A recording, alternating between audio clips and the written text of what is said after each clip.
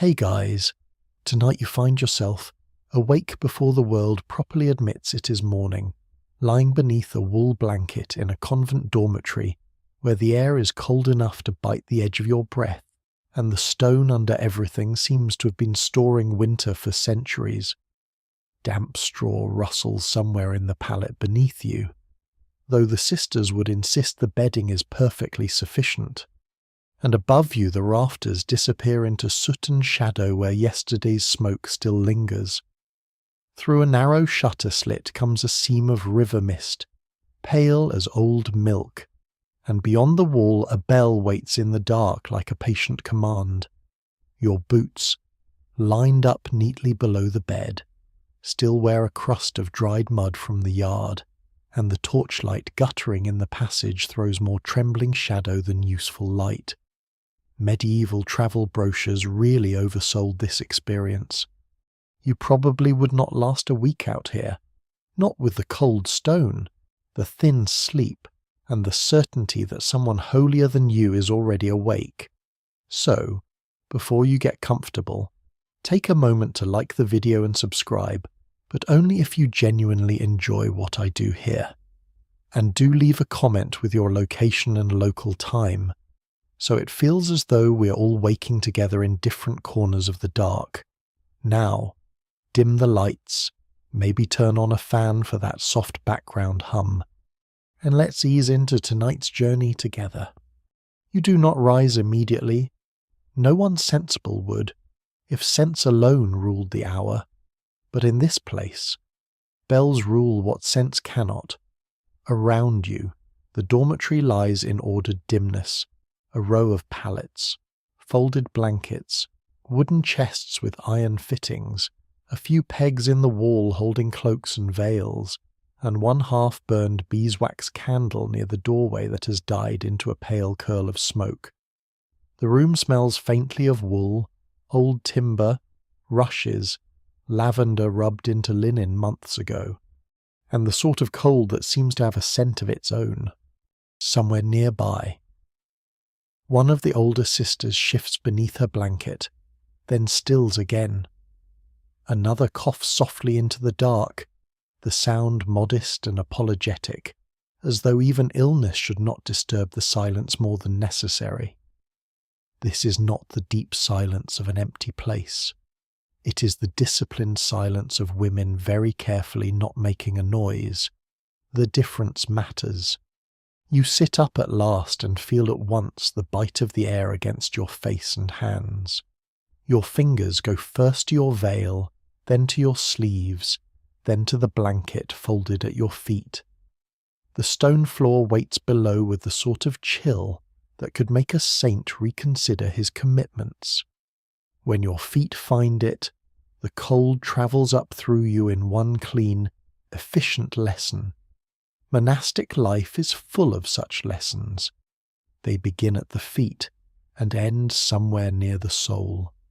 A sister at the far end of the room is already standing, little more than a dark shape in the dimness. She draws her cloak about her shoulders with a practiced motion and inclines her head to you, not smiling exactly, but not severe either. In silence, the smallest gestures grow rich. A nod may become a greeting, a warning, a kindness, or all three. You answer in kind. Then the bell sounds. It does not ring wildly. It tolls, calm and deliberate, its voice entering through stone, shutter, and bone together. The first note reaches the dormitory like a hand on the shoulder. The second leaves no room for argument. Monastery bells are among the few things in the medieval world that always sound as though they know more than you do. Some swear bells keep demons from cloister walls before dawn. Others say bells are mainly useful for keeping sleepy nuns from lingering under blankets. Even now, it is hard to tell which purpose is considered holier. Around you, the room begins to stir more fully.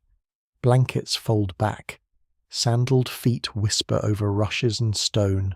A chest lid lifts and closes. Cloth rustles. One novice fumbles briefly with the edge of her sleeve and receives a quiet correction from an older sister who says only, "Lower," in a tone that carries years of habit behind it. No one chatters.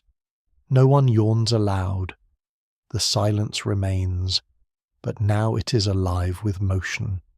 You bend to draw on your boots, stiff from yesterday's damp, then pause and look about the room once more. In the weak passage light, every small thing seems more pronounced: the patched hem of a wool blanket, the iron key hanging near the prioress's chest, the polished edge of a stool worn by generations of use. There is a severity to convent life, yes, but not emptiness. Things are plain here, not absent. Oak doors, linen caps, wooden bowls, wax drippings hardened in little golden ridges, a clay pitcher by the wall, a rosary cord looped over a peg. Each object feels known, handled, folded into ritual. You follow the others toward the doorway. The corridor beyond is narrow and cold, its stone walls breathing back the night. Torch brackets line the passage, though only one flame remains lit at this hour, and that one seems exhausted by its own duty. Its light glances off damp patches in the mortar and turns the worn edges of the floor unevenly gold. Somewhere beyond the inner court, a horse exhales in a stable, and from farther still comes the hush of river mist moving over the low ground outside the abbey wall. You pass beneath a timber beam blackened by years of smoke and reach the small stair that leads down toward the cloister walk. The sisters move 2 by 2 where the space allows, singly where it does not, their habits brushing softly at their ankles. The sound is like dry leaves or distant water. No one can quite agree whether silence in a convent is meant to empty the mind or simply prevent people from saying the sorts of things they later regret.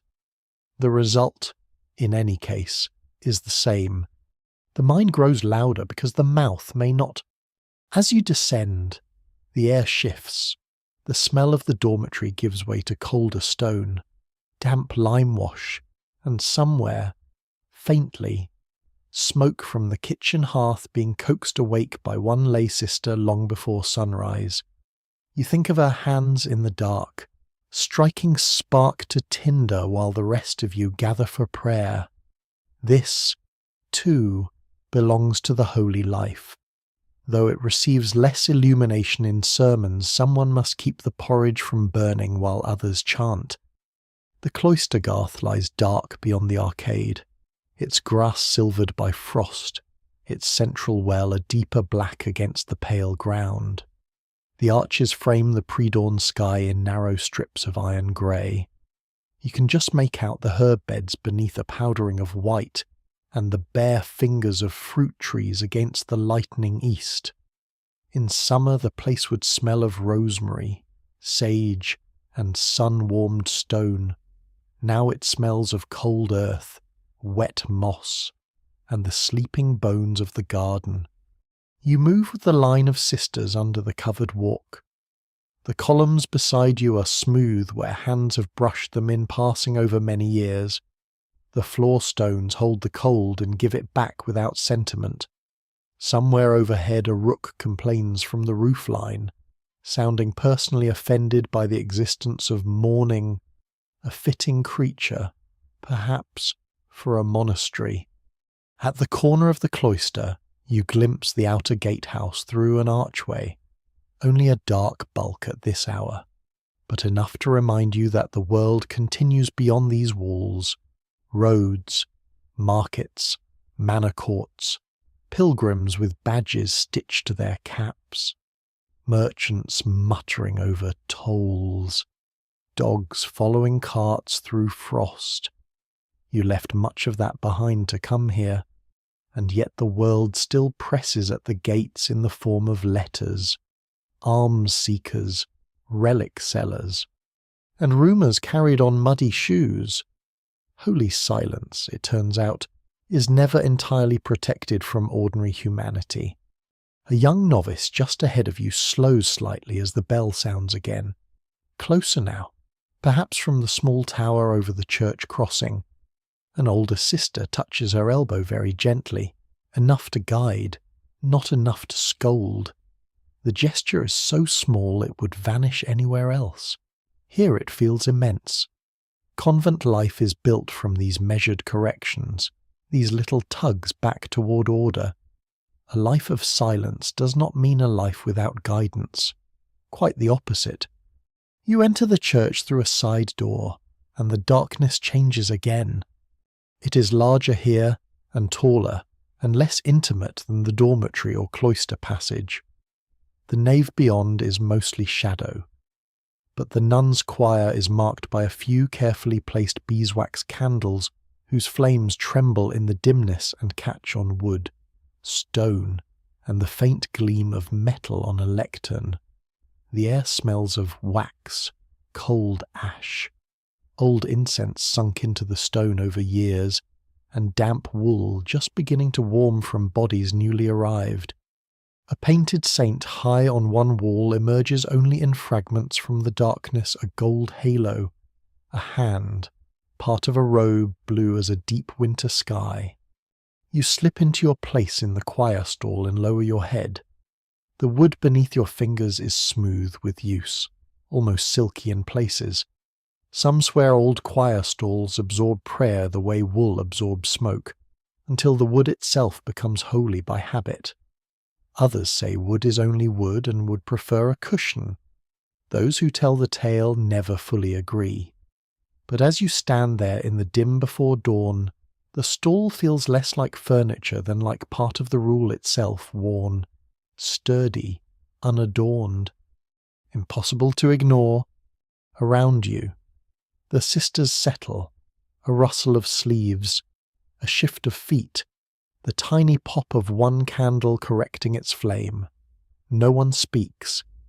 In the silence, you become newly aware of your own breathing, of your cold hands tucked into your sleeves, of the distant river beyond the abbey wall, of the bell's fading echo somewhere above the roof beams, and beneath all that, of your own sleepiness, still clinging like mist at the edge of thought. This is the first true crossing of the day, not waking exactly, not yet, more like surrendering your private night to the communal hours. The world outside may still be dark, but here the day has already begun, not with breakfast or labour or speech, but with ordered stillness. You look once toward the eastern window, where only the faintest pearl of morning has begun to gather. The glass is small and uneven, and most of the light is still outside it. Soon lauds will begin in earnest. Soon voices will rise, low and measured, into the cold air. Soon the bells, the candles, the stone, the breath of the women beside you, and the slow turning of the offices will carry you out of private sleep and into sacred time. But for one last moment, before the chant, before the psalter, before the first full answer of the choir, you stand in the dimness and feel the whole convent holding its breath around you. The first note of lauds rises so softly that for a moment it feels less like singing than breath given shape. You hear it from the far end of the choir, one of the older sisters beginning the antiphon in a voice worn thin not by weakness, but by long use, like linen washed and folded 1,000 times. Then the rest answer, and suddenly the dim church is no longer merely cold stone and candlelight. It has become a vessel for sound. The chant lifts, plain and steady, without ornament, and travels upward into the timbered dark where the beams and smoke stains keep their own counsel.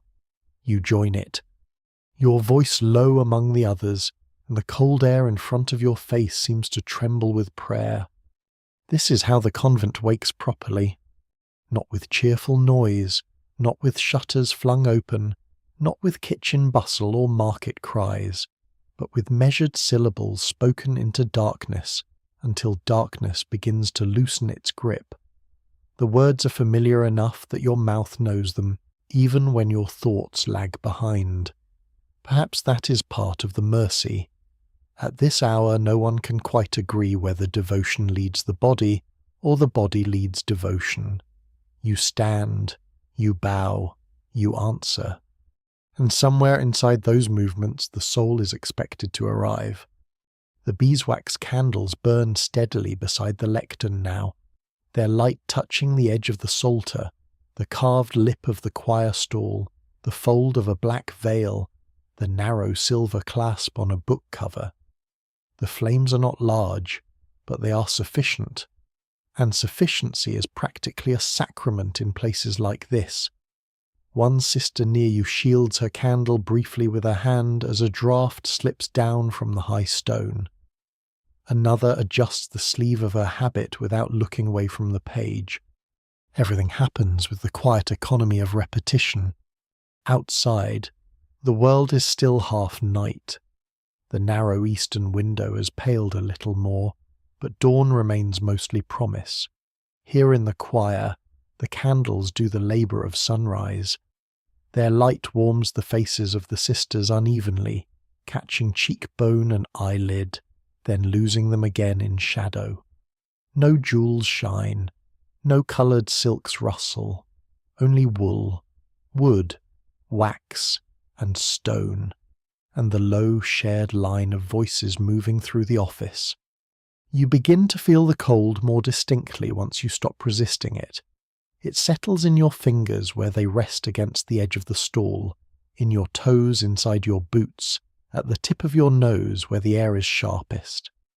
Yet the chant itself creates a kind of warmth, not bodily, not entirely, more like the warmth of being occupied.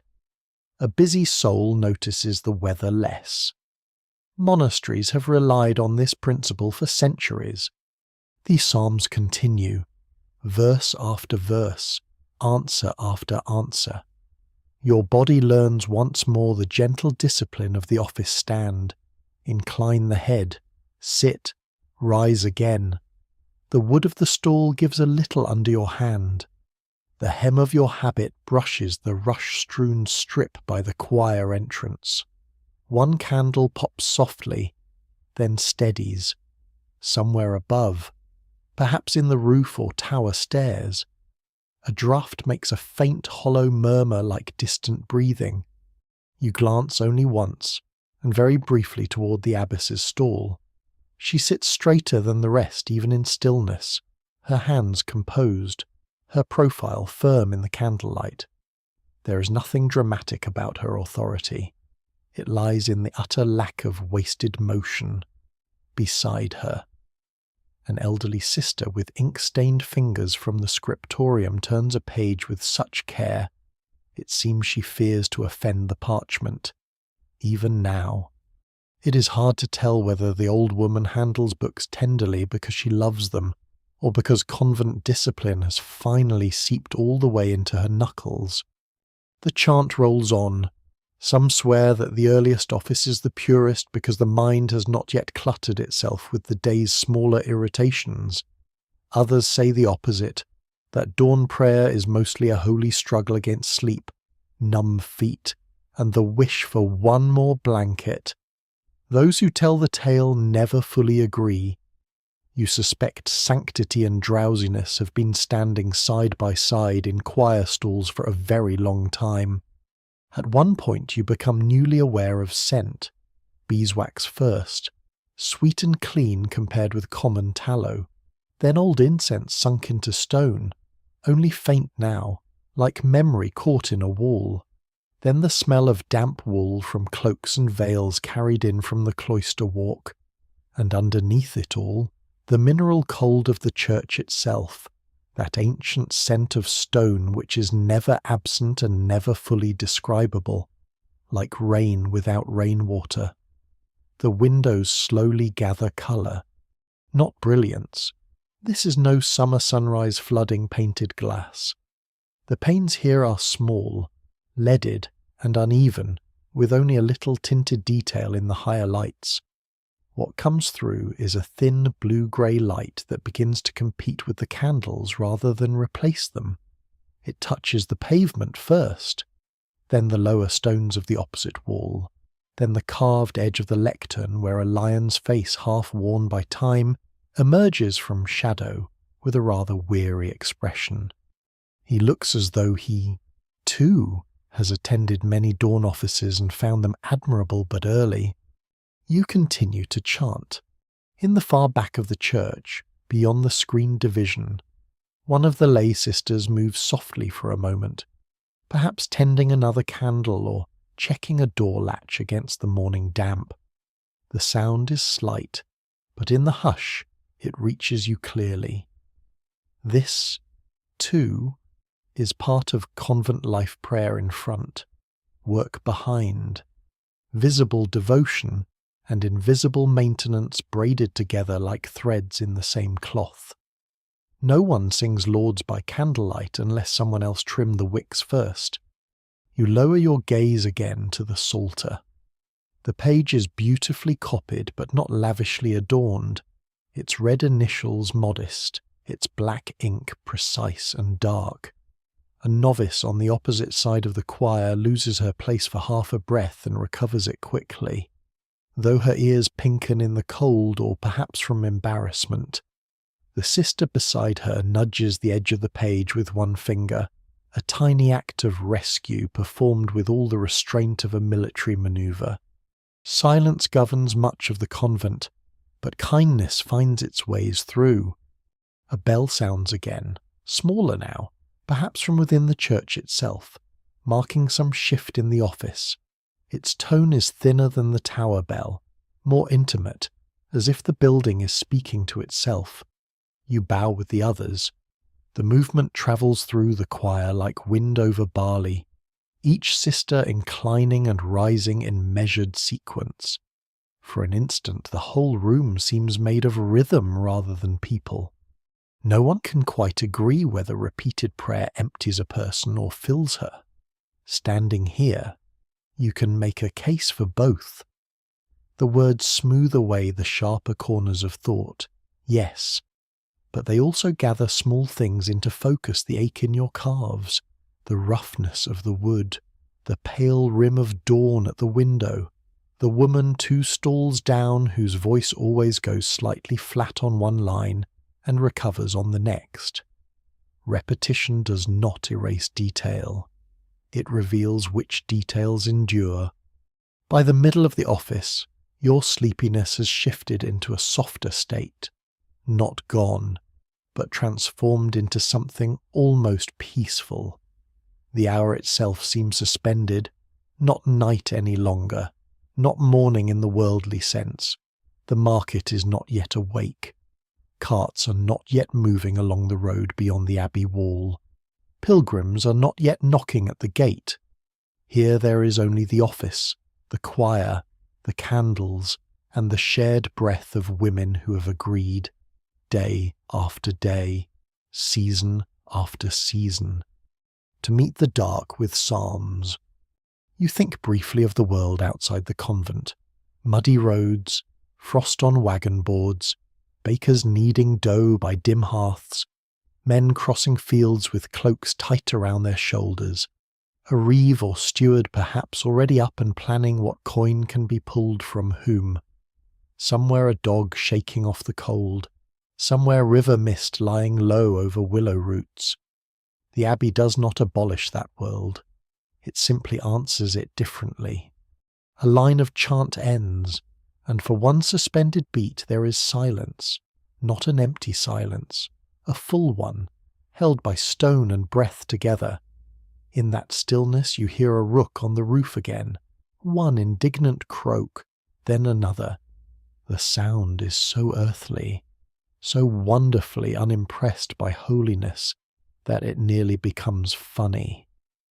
If the saint's mind rooks interrupting matins and lauds, they have had a long time to get used to disappointment.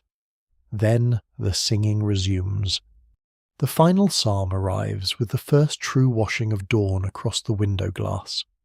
Candlelight begins to look less sovereign now, though still necessary. It mixes with the natural light rather than ruling alone. The sisters' faces grow clearer, the abbess's hands, the worn edge of a kneeler, the pale sheen on a polished oak rail. The church emerges by degrees from mystery into familiarity, which is much how holy life itself often feels. At the end of the office you kneel with the others. The stones are cold through the fold of your habit. Your hands come together, and you lower your head. The final prayers are spoken more than sung, and the plainness of them feels right. Dawn rarely arrives with splendour inside a convent. It arrives with order. When at last the office ends, no one rushes to rise. There is a brief stillness, the kind that comes after shared sound, when each body must remember itself again. A sister near you rubs her thumb once against the edge of her sleeve. Another straightens slowly, joints complaining in a dignified whisper. The novice who lost her place keeps her eyes lowered. The elderly scribe closes the psalter with a softness that suggests reverence or fatigue. Perhaps both. You stand. The church has changed completely now from when you entered it. It is still cold, still spare, still stone, but it no longer belongs to night.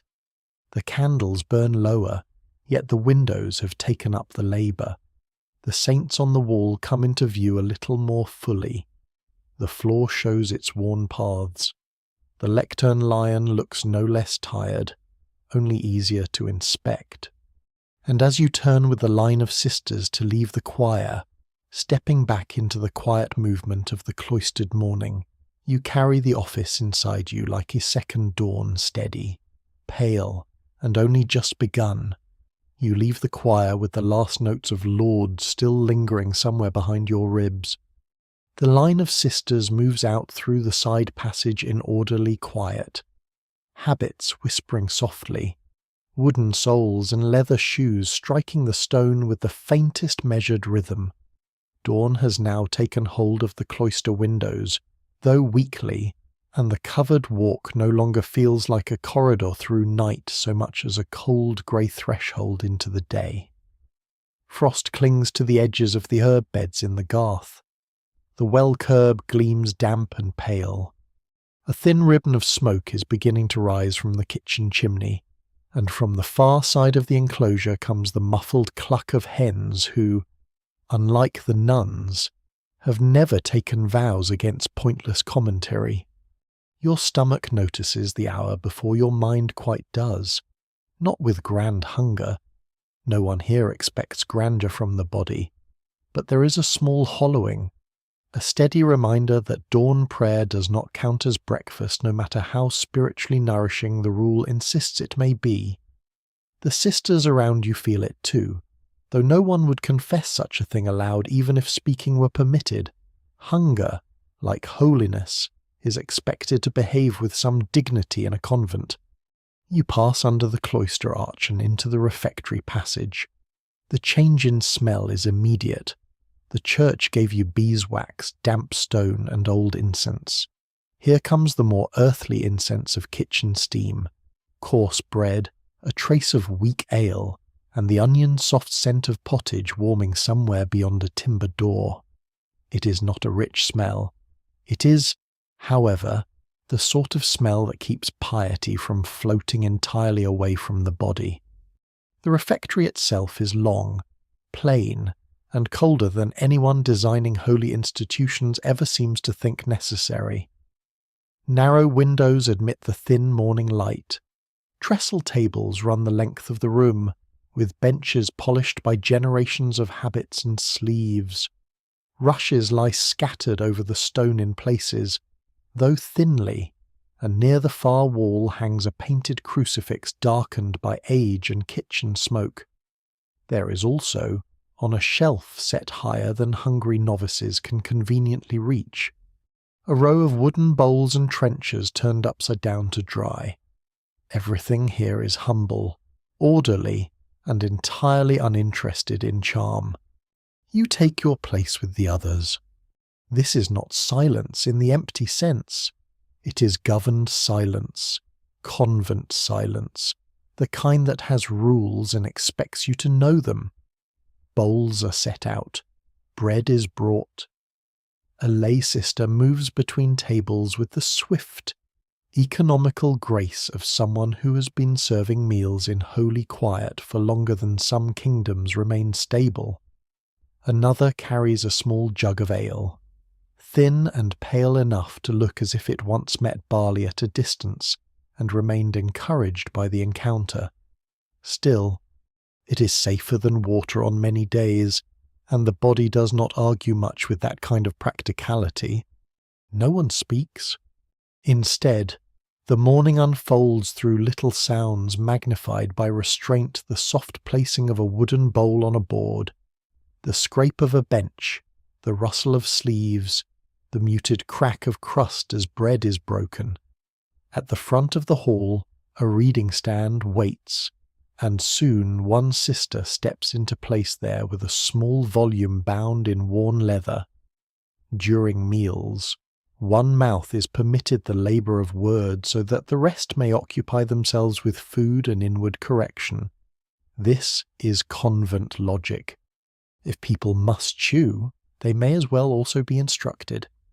The reading begins. The voice is low, clear, and practised, though perhaps a touch too serene for the actual state of everyone's stomach. You listen and do not listen. The words pass over you like a narrow stream. Saints, obedience, humility. Perhaps some desert father who managed to live for 20 years on roots. Prayer, and an attitude most people would now describe as difficult. Such texts are chosen, one suspects, partly for moral instruction, and partly to discourage anyone from complaining about breakfast. A piece of coarse bread is placed before you. It is dark, dense, and honest about its intentions. This is not court bread, not white and airy and fit for people who mistake softness for virtue. This is bread meant to sustain. You break it carefully, mindful of crumbs, and dip a portion into the pottage. The bowl warms your hands at once, and the steam rises into your face carrying cabbage, onion, and perhaps barley or oats, something plain and filling. If there is meat in it, it has taken vows of concealment stricter than your own. You take the first bite. Warmth spreads through you more quickly than comfort. That is the thing people forget about medieval food when they imagine it from a safe distance. It is not always delightful. Often it is simply necessary, and necessity has a dignity of its own. The pottage is thin. Yes, but hot. The bread is rough, but steady. The ale that follows is weak, but it settles the stomach and softens the crust. Some swear convent ale is made so mild that one would need to drink the entire vat to begin a proper sin. Others say that is precisely the point. Around you, the sisters eat with the peculiar concentration of people who have made peace with modest portions. No one bolts food, no one lingers theatrically over it either. Hands move, bowls tilt, spoons scrape, and all the while the reading continues from the stand at the front, as calm and untroubled as if no one present has cold feet or an aching back from the choir stalls. You glance only once down the table, and even that feels daring. Across from you sits a younger novice with fair brows and a habit not yet worn into her body's habits. She's trying very hard to tear her bread neatly and failing in the most conscientious way possible. Beside her, an older sister folds her hands for a brief moment before lifting her bowl, her knuckles red from the chill. Farther down, one of the infirmarian sisters has tucked a small herb sachet into her sleeve, and the faint scent of rosemary reaches you when she moves. Some swear rosemary sharpened by morning air helps keep drowsiness out of prayers and meals alike. Others claim it simply makes pious exhaustion smell more intentional. The reading shifts to some account of silence and restraint, which feels slightly unfair under the circumstances. You keep your expression composed. Monastic literature has a way of praising self-denial most extravagantly when the weather is worst and the pottage thinnest. Perhaps this is spiritual wisdom. Perhaps it is scheduling. You dip more bread and listen to the room listening. No one can quite agree whether the discipline of silent meals is meant to heighten gratitude, reduce gossip, or prevent people from saying what they truly think about the broth. The answer, like most things in religious life, is probably all three. Yet there is something undeniably powerful in a hall full of women eating together without chatter. The smallest gesture becomes eloquent. A bowl passed carefully, a sleeve lifted away from a spill, a crust divided with the smallest tilt of the hand. Human life, stripped of unnecessary speech, reveals just how much of itself is conducted in quiet exchange. At the far end of the room, morning light touches the rim of a copper pot and turns it briefly golden. A draught creeps under the door. The crucifix on the wall catches a pale line of day along one arm. Somewhere beyond the kitchens, a bucket is set down. Somewhere farther still, perhaps by the outer gate, a dog barks twice and is answered by another. The world outside the convent is fully waking now. Merchants will be rousing. Roads will be soft with mud or rimmed with frost. Manor courts will soon begin their daily sport of disappointing common people. But here the convent day is moving within its own channels, marked by bells, bowls, and rule. You lift the ale cup. Its taste is faintly sour, faintly grainy, and wholly unremarkable, which is perhaps why it is so dependable. Weak ale belongs to medieval mornings the way smoke belongs to rafters. It is simply there, neither glamorous nor negotiable. Some sisters sip it slowly, others, more practical or colder, drink with greater purpose. An old lay sister once swore that a little ale before full daylight keeps the damp from settling in the chest.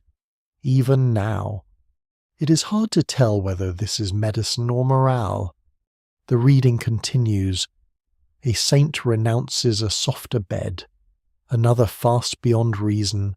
Another sits through winter on bare boards and thanks God for the opportunity. You consider the bench beneath you, the cold seeping through the walls, and the pottage in your bowl, and conclude that sainthood has always been dangerously encouraging to administrators. Still, there is comfort here. Not luxury, but comfort. The warmth of the bowl, the presence of the others, the familiar discipline of the hour. The bread may be coarse, but it is shared. The silence may be strict, but it is communal. Even hunger, softened by routine, becomes less lonely. You notice a beeswax candle stub near the reading stand, unlit now because morning has brightened enough to make it unnecessary.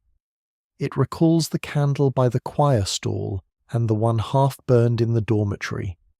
So much of convent life is lived by small measured lights lit, pinched out, saved, trimmed, relit.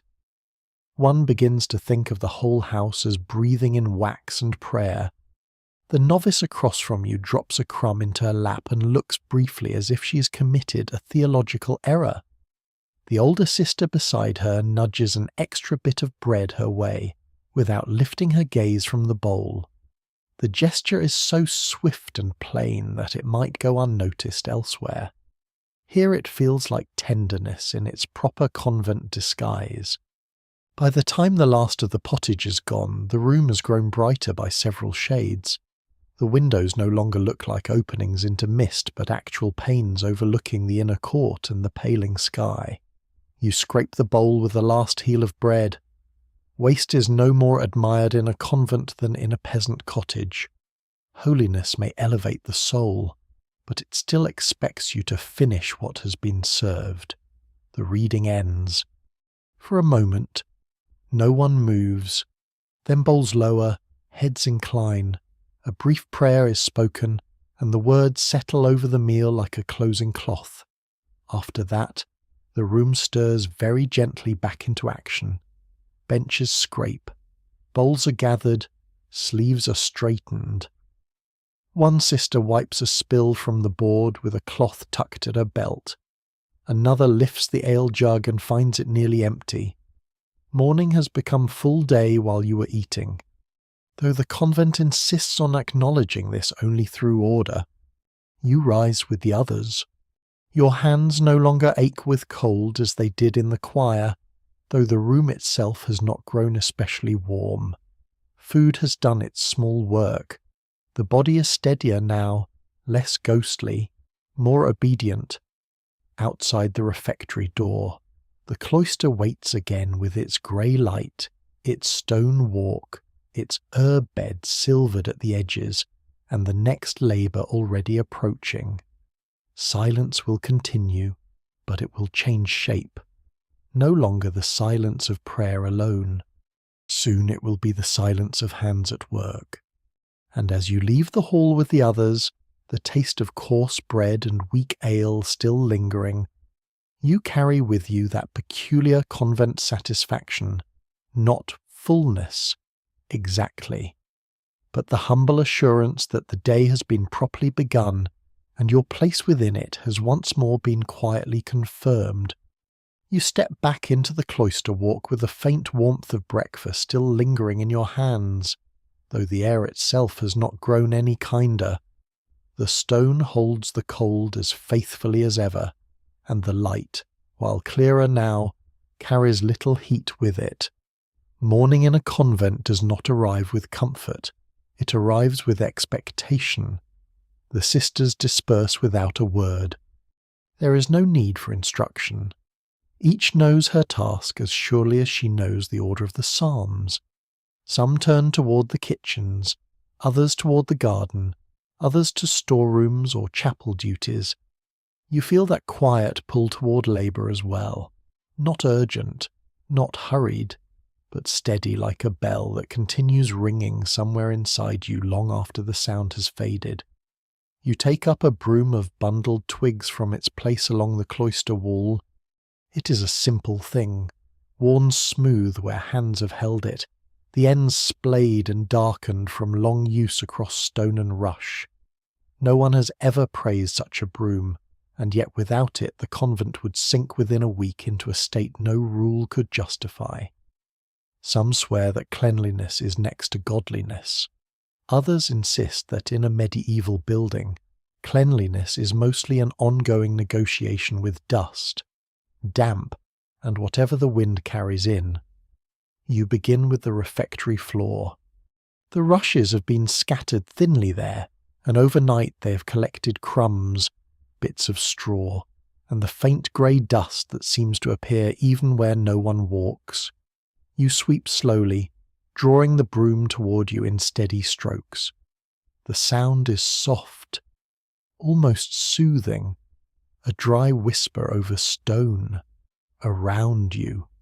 Other sisters perform the same quiet labour, one wiping down the tables with the damp cloth, another gathering bowls, another checking the hearth for stray embers that might smoulder where they should not. No one speaks, yet the room is not empty of communication. A slight shift of space as someone passes behind you, a pause to allow another to reach a corner, a shared understanding of where the work begins and ends. This is the convent's second language movement without speech, order without instruction. You sweep the last of the rushes toward the doorway and gather them into a small basket. They will be replaced soon enough. Rushes on stone floors are as constant as bells, though no one can quite agree whether they're meant more for comfort, cleanliness, or simply because bare stone is too honest about its cold. From the refectory, you move into the corridor beyond. Here the stone is more worn, the edges of each slab rounded by centuries of feet moving from dormitory to chapel to work and back again. The walls carry faint traces of lime wash, touched here and there by damp. A narrow window lets in a shaft of pale light that catches dust in the air, tiny particles drifting slowly, as though they too are subject to the rule of silence. You sweep here as well, though there is less to gather. Dust, a stray feather, a bit of thread, small remnants of yesterday's tasks. Thread especially seems to find its way everywhere, as if determined to remind the house that cloth, like life, is always in the process of being made or undone. As you work, your body begins to settle into the rhythm. Sweep, gather, move. Sweep, gather, move. It is not unlike the chanting earlier, only now the voice has been replaced by motion, your shoulders, still carrying the memory of the cold choir stall, loosen slightly, your hands, warmed by the bowl at breakfast, grip the broom more easily. Even your breathing finds a quiet pattern that matches the strokes. Some swear that repetitive labour clears the mind for prayer. Others say it simply gives the mind something to do while the body endures. Even now, it is hard to tell which is more true. You find your thoughts drifting not wildly, not in distraction, but in that slow, steady way that belongs to mornings spent in familiar work. You think of the herb garden and the cloister garth, still rimmed with frost. Soon enough, someone will be there, tending the beds, checking the wintering plants, perhaps gathering what can be used before the cold takes more than it gives. Rosemary, sage, rue, each with its own reputation, its own small legends.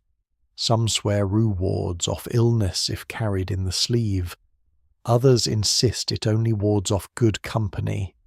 The truth, like most things here, lies somewhere between belief and necessity.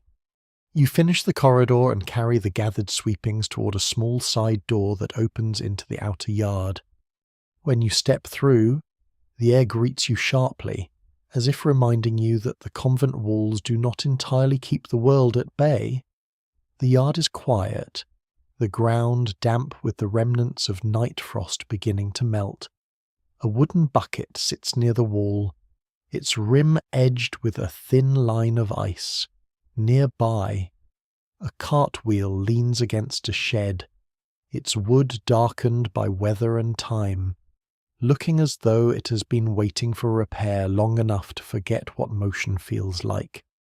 You empty the basket into a refuse pile and pause for a moment. The sky above the convent has brightened to a pale, washed blue, though the sun itself remains hidden behind a low bank of cloud.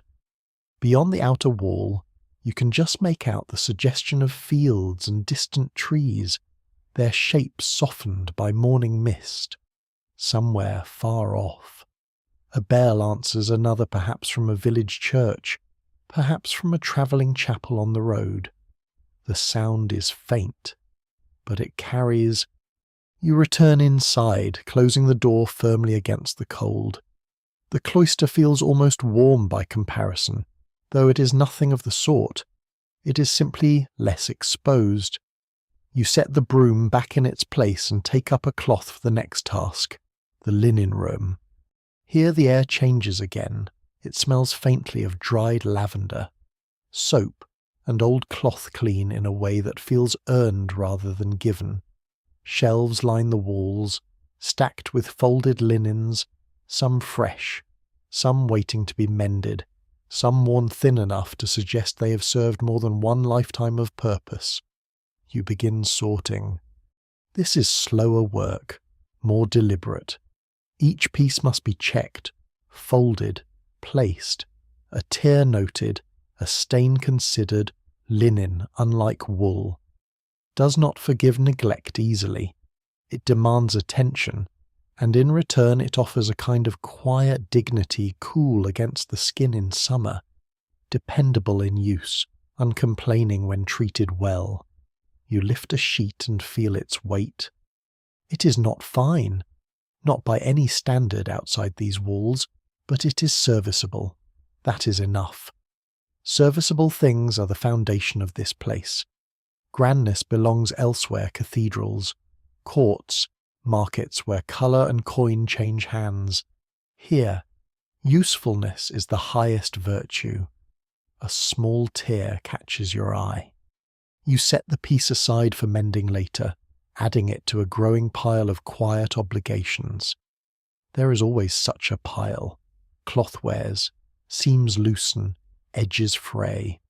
Life presses against fabric until it yields. Some swear that a well-mended garment carries more blessing than a new one, as though care itself leaves a mark invisible but lasting. Others say a patch is simply a patch. Those who tell the tale never fully agree. You continue folding. Around you, the convent hums not loudly, never loudly, but with the steady presence of work. Footsteps in the corridor, the faint clatter of a pot in the kitchen, the distant murmur of someone in the garden, a door opening, closing. Each sound fits into the morning as naturally as the light growing stronger at the windows. Time passes, though it does not hurry. By the time you finish with the linens, the day has fully arrived. The pale blue outside has deepened slightly. The frost in the yard has softened into damp earth. The bell will sound again soon, marking the next turn in the convent's careful division of hours. You pause, hands resting lightly on the edge of the shelf. There is a quiet satisfaction in this moment, not pride, not even relief, but a simple awareness that the morning has been carried forward properly. Prayer, food, labour each in its place, each done without disruption. The world beyond the walls may be uncertain, noisy, full of demands and accidents. Here, at least for now, order holds. You take a breath, steady and calm, and step back into the corridor, ready for whatever small necessary task the next hour will bring. The corridor gives way again to the cloister walk, and the morning, though still young, has already taken on the texture of a lived day. The first cold severity of dawn has softened into a steadier chill. Light now lies more confidently across the stone, pale and even, revealing the worn edges of steps, the hairline cracks in mortar, the dark sheen of damp where the night has not fully released its hold. The herb beds in the garth wait beyond the arcade, bordered with low woven hurdles. Their winter shapes humble but persistent. This is where your next labour belongs. You take a small wicker basket from its peg and a narrow iron knife with a horn handle dulled by years of careful use.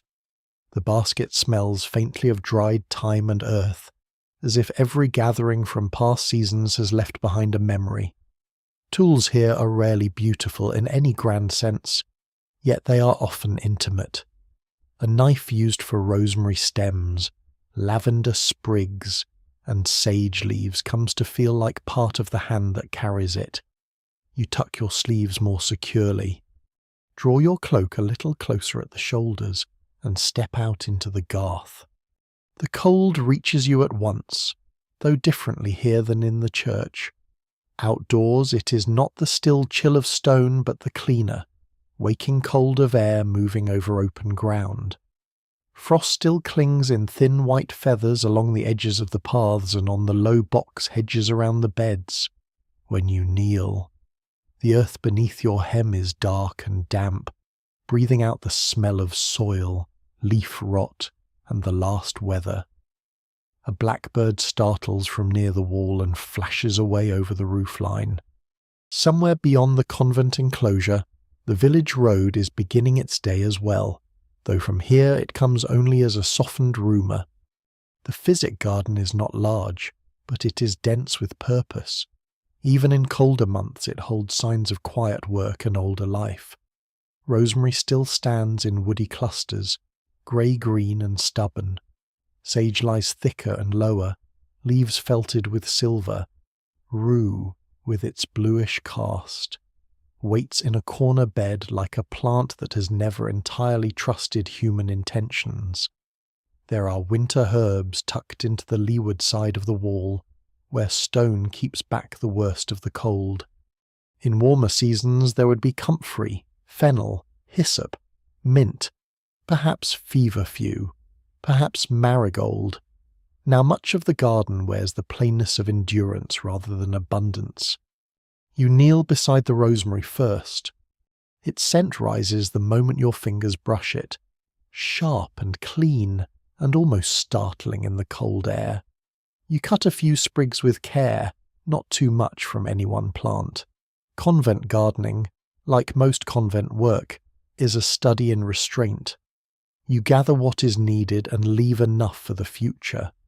No one can quite agree whether rosemary is best for memory, melancholy, headaches, stale rooms, bad dreams, or simply making hard lives smell less hard.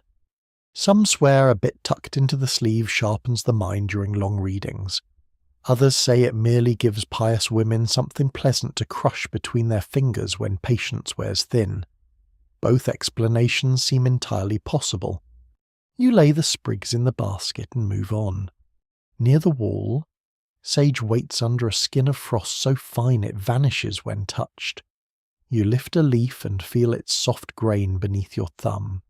Sage has a reputation that grows larger the longer people discuss it. Some say it keeps fevers away if brewed properly. Some say it settles stomachs. Some say it strengthens women weakened by fasting or winter. Those who tell the tale never fully agree. Yet everyone grows sage all the same, which is usually the surest medieval proof that something is considered useful. A sister emerges from the side door near the infirmary carrying a clay pitcher. She inclines her head to you, and you answer likewise. No words. The rule holds. Yet you know from the pitcher, from the path she takes, from the hour, that she's likely bound for one of the older women who sleep poorly when the air turns damp.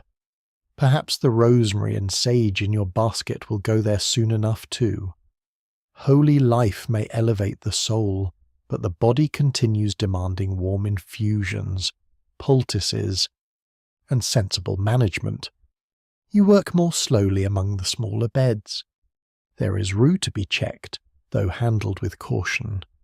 A little mint near the protected edge still smells alive when bruised. A clump of thyme, half hidden under its own woody stems, yields its dry, peppery fragrance only when you lean close. The basket begins to fill in shades of grey-green, silver, and dark leaf brown. A modest gathering, but a real one. You pluck away a yellowed leaf here, loosen dead growth there, press the soil lightly around a root that frost has lifted. This is not dramatic labour. Nothing flourishes before your eyes. No miracle breaks open in the beds. Yet the garden changes under such care by degrees too small to boast of and too important to neglect. You become aware after a while of the convent wall at your back. It holds the wind away from one side and gathers a little warmth from the timid morning light. Against that stone, the more delicate plants survive better than they should. Even now, it is hard to tell whether this is good masonry, good luck, or the quiet influence of saints whose images hang in the infirmary nearby. There is a small belief among some country women that herbs grown beside holy walls carry stronger virtue into broths and salves.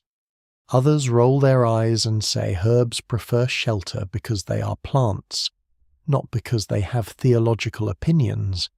Yet the beds by the stone do thrive. You're practical enough to accept both explanation and harvest. The bell sounds again. Not the great summoning bell now, but a smaller marking of the hour from within the house. Its note folds neatly over the garden. You pause, straighten a little, and listen. Monastery bells do not merely tell time, they divide it into moral shapes. In the world beyond the walls, a morning may blur into errands, weather, and chance. Here it arrives in portions, Each one claimed prayer, meal, labour, prayer again. The bells gather the hours before they can go astray. When you move toward the farther bed, your eye catches a cluster of rue tied with faded thread to a little peg at the edge of the path. It is old, half-dried, clearly left there for a reason that made excellent sense to someone weeks ago. Perhaps to remind the gardener which plants had already been cut. Perhaps as a marker for the infirmarian. Or perhaps because one of the older sisters still follows the country custom of tying rue against the evil eye when illness lingers in the house. Some swear rue must be gathered with the left hand on certain feast days if it is to keep misfortune from the threshold. Others say that is village nonsense smuggled into cloisters by women who joined religion but neglected to abandon common sense entirely. You almost smile at that. Medieval piety, like medieval gardening, rarely pulls all its roots from older ground. A lay sister joins you at the far end of the garden, where the cabbages once stood in better weather. She carries a small hoe and begins loosening earth around the bare stems left behind from the colder months. Her hands are broad, reddened by work, and one wrist is bound with a strip of worn linen. She sees you looking and taps the wrap lightly with 2 fingers, then shrugs. No need for words. A pulled strain, perhaps, or an ache settled in after lifting buckets. It happens. The body's always composing some quiet complaint. You gesture toward the basket, asking without speech whether the infirmary wanted more time as well.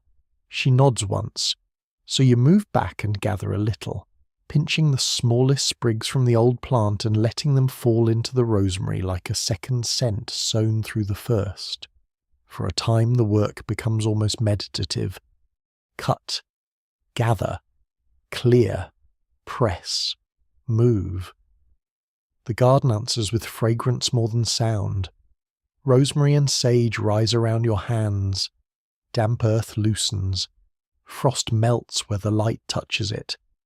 A rook lands briefly on the wall and tilts its head as if judging the convent's management of medicinal herbs.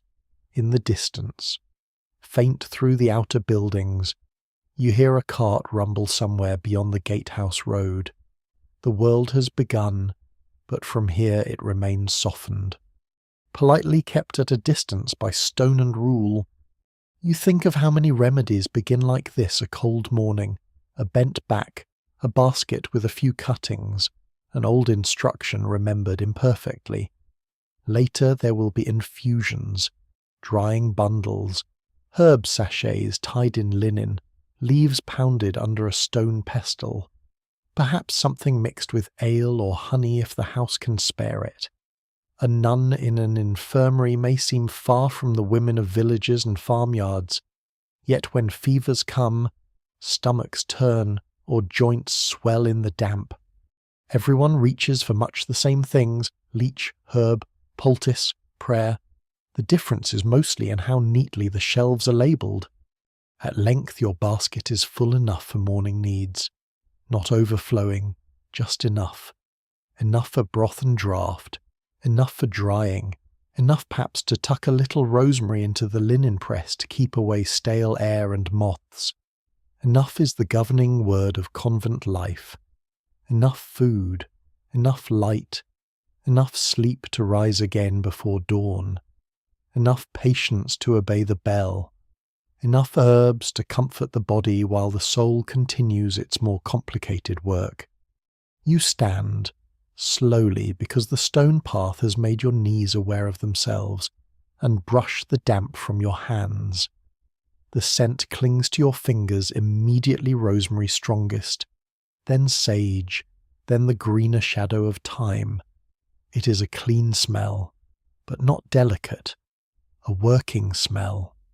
The kind that follows you indoors and tells the infirmarian, the cook, and perhaps even the laundress exactly where you have been. Before you leave the garden, you turn once to look back across it. The frost has nearly vanished now. The beds remain modest, winter-worn, and useful. The convent wall rises beyond them, pale in the strengthening light. Above the roof line, the sky has thinned into a softer grey blue, and somewhere unseen, a small breeze stirs the last dry stalks left tied near the fence. Nothing dramatic has happened here. No heavenly sign. No shining cure revealed in a leaf. Yet the place carries its own quiet authority. Remedies begin in such corners. So do many kinds of hope. You return through the side door and into the warmer dimness of the inner passage. At once the scent of herbs enters the corridor with you, and a sister coming from the infirmary glances at the basket with the brief, practical approval of someone who recognizes usefulness at a distance. You follow her toward the small room where salves, cloths, simples, and clay cups wait in ordered rows. Morning is advancing, and the bells will soon call again. But for now you carry the garden indoors in your hands, and with it that old medieval certainty, half wisdom, half legend, that the right leaf, cut at the right hour, under the right sky, may still persuade suffering to loosen its grip. The infirmary passage is narrower than the cloister and warmer by only the smallest mercy. The walls here hold a different kind of quiet from the church or refectory. It is not the formal hush of prayer nor the disciplined stillness of meals, but the hush of bodies under care of curtains drawn, cups set down gently, and voices, when they must be used at all, kept low enough not to trouble anyone whose sleep has been hard won. As you step inside with the basket of herbs on your arm, the air changes around you. It smells of dried rosemary, old linen, beeswax, vinegar, a little lavender, and the unmistakable medicinal undertone of things steeped, pounded, strained, and applied with hopeful seriousness. Shelves line one wall, neat and well ordered, clay jars labelled in careful ink, bundles of herbs hanging upside down from a beam, rolled bandages, small knives, wooden spoons blackened at the bowl from long use in decoctions, a mortar and pestle broad as a child's head, a box of leeches in cloudy water, resting with the indecent calm of creatures who never have to explain themselves. No one can quite agree whether leeches are a triumph of practical medicine or proof that medieval people would try absolutely anything once a physician looked grave enough. Yet there they are, and there they remain. The infirmarian, Sister Agnes, looks up from the table as you enter. She's not old exactly, but age has settled into her in the form of certainty. Her sleeves are pinned back neatly. Her fingers bear the faint green-brown stain of herbs and the red marks of frequent washing in cold water. A thin line of concentration lives permanently between her brows, though it softens when she sees the basket. She inclines her head, and you set the rosemary, sage, thyme, and rue onto the work table between you. The table itself is scarred by years of useful labour, a ring left by a hot pot, small knife nicks, a faint stain of something once red and now anonymous. Here holy life comes back down into the body. However high the offices rise in the choir, eventually someone has a cough, a swollen hand, a stomach that turns, a back that will not straighten, or a novice who has fasted more from zeal than wisdom. The convent, like the world beyond it, remains stubbornly inhabited by flesh. Sister Agnes begins sorting the herbs at once. Rosemary to one side, sage to another, thyme nearer the mortar, rue by itself, as if even among other medicinal things it cannot quite be trusted. You help without words, laying out the stems, stripping away yellowed leaves, checking for dampness. The work is precise and small enough that the mind settles almost at once.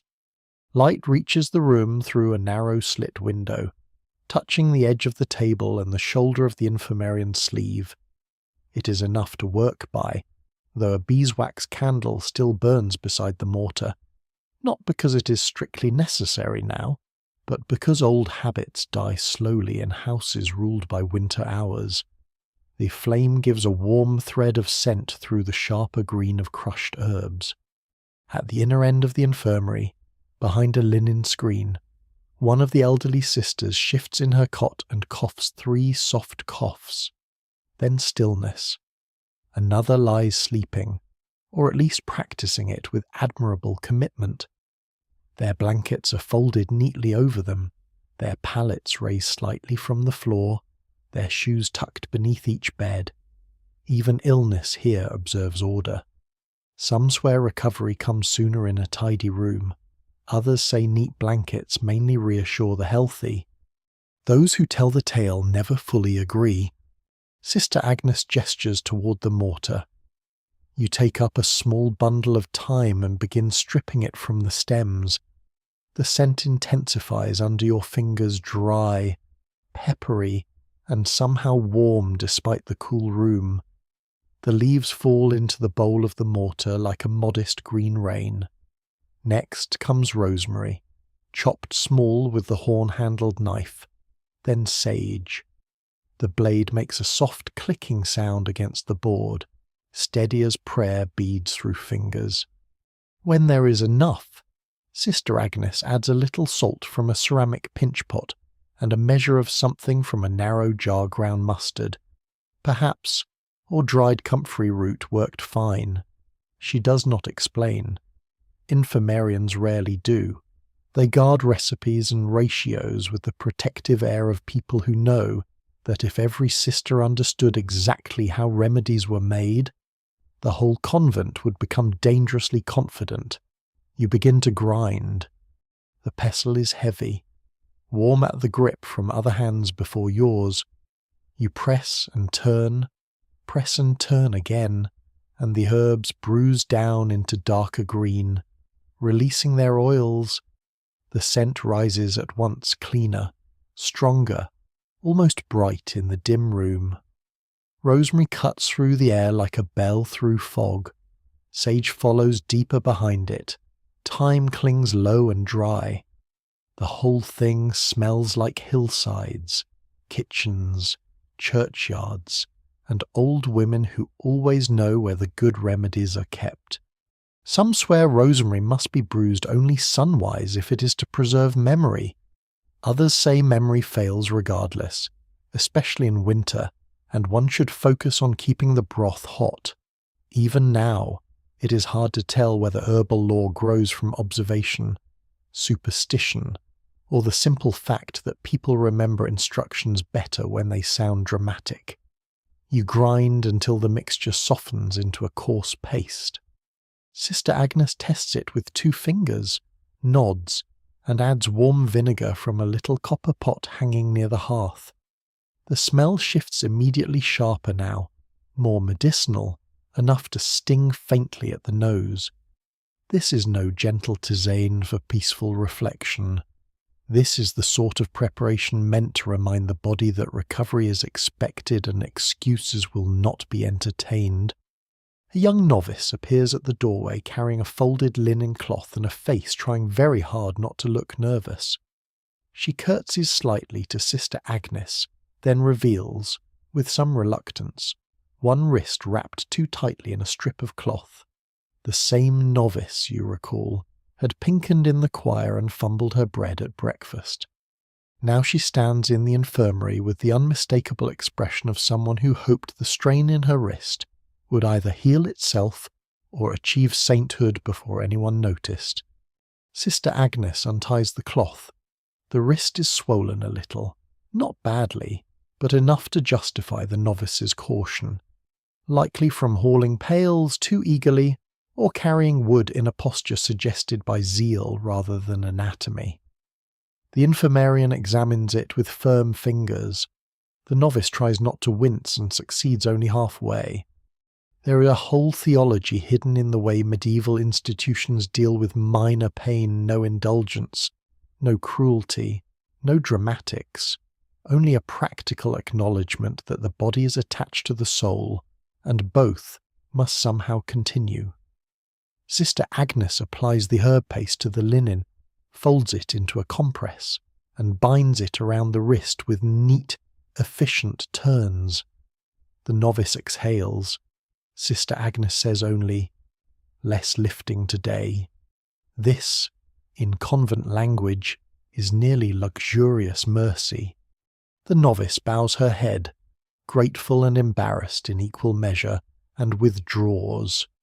You watch her go and wonder briefly whether she will obey. Novices often possess a particular brand of obedience that includes trying too hard in entirely the wrong direction. When she is gone, the infirmarian sets another pot to warm. This one is for a tisane sage, honey if it can be spared, perhaps thyme, perhaps a shaving of ginger from the small precious stores kept under lock for true need. The convent is not poor in the village sense, but neither is it careless. Spaces are counted, honey is measured, linen is patched, candle stubs saved, and herbs dried to their last useful breath. Even healing has a budget. You help prepare the cups. They are plain earthenware, each with a slightly different rim and colour because nothing truly handmade ever submits to sameness. One cup has a small chip, another leans faintly to one side. You line them on the board and pour the hot infusion through a linen strainer, watching the steam rise in pale ribbons. The scent is softer than the poultice comfort rather than command. This one will soothe a chest, warm a stomach, calm a sister whose cough has lingered beyond patience. Behind the screen, the older sister coughs again, and this time Sister Agnes carries her a cup. You hear murmured words too low to make out, then the creak of a pallet as the woman sits. A moment later the smell of sage and honey grows stronger as the steam drifts back into the room. You begin wiping the table. This is part of every task here, not just making, but restoring order after making, herb dust, stray leaves, damp patches from the vinegar pot, green traces at the mortar edge. You wipe them all away with a folded rag that already carries the layered history of other mornings. A convent may accept suffering as part of earthly life, but it does not permit grime any unnecessary theological status. The leech jar catches your eye again. One of the creatures lifts lazily against the glass, its dark ribbon body moving with patient confidence. Some swear leeches know where bad blood hides. Others insist they would attach themselves to a bishop, a baker, or a saint with equal enthusiasm and no discernment at all. You suspect the second explanation is safer, though perhaps less poetic. Still, the jar remains on the shelf beside the rosemary and bandages, which tells you all you need to know about how often theory yields to habit.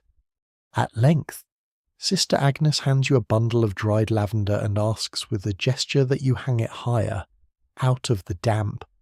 You rise onto the small stool and tie it to the beam beside older bunches already gone pale with age. Up close, the rafters show soot-dark grain and the faint silky threads of spiders that have, wisely, chosen the infirmary over the kitchen. The lavender smells almost like another world summer, trapped in a dry purple memory above a cold stone room. When you climb down, the hour has shifted again.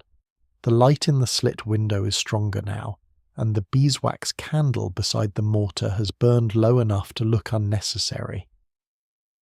From somewhere in the cloister comes the soft toll of the next bell, gathering the sisters from one kind of labour toward another. The sound enters the infirmary gently but cannot be ignored. It threads through herb scent, linen, steam, and the quiet breathing behind the screen. You pause with your hand on the edge of the table. The morning has carried you from choir to breakfast, from sweeping to folding linen, from the frost-sharp garden to this warm medicinal hush. And in each place the convent has shown another face stone, bread, dust, leaf, vinegar, prayer, holy silence, it turns out, is not empty at all. It is filled with bowls, brooms, salves, coughs, beeswax, rosemary, and the little unglamorous acts by which one human life supports another. Sister Agnes nods once toward the door. Time to move. You wash your hands in a basin of cold water gone faintly green from rinsed herbs, dry them on a linen cloth, and step back into the passage carrying with you the sharp scent of thyme and vinegar.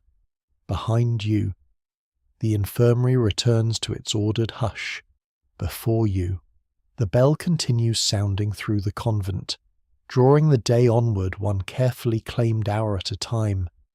The bell continues its quiet authority as you step from the infirmary passage back into the cloister, and the sound seems to follow you along the stone like a thread drawn steadily through cloth.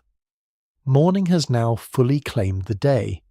The pale grey has lifted into something clearer, though still softened by drifting cloud. The frost in the garth has vanished entirely, leaving the earth dark and breathing, and the air, while still cold, no longer bites so sharply at your face. You move with the others toward the outer range of the convent.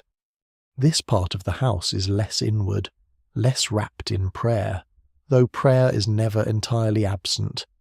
Here are the places where the world presses closest against the cloister walls, the gatehouse, the guest room, the small chamber where offerings are received and recorded, and where the abbess or her appointed sister may meet those who cannot be admitted further.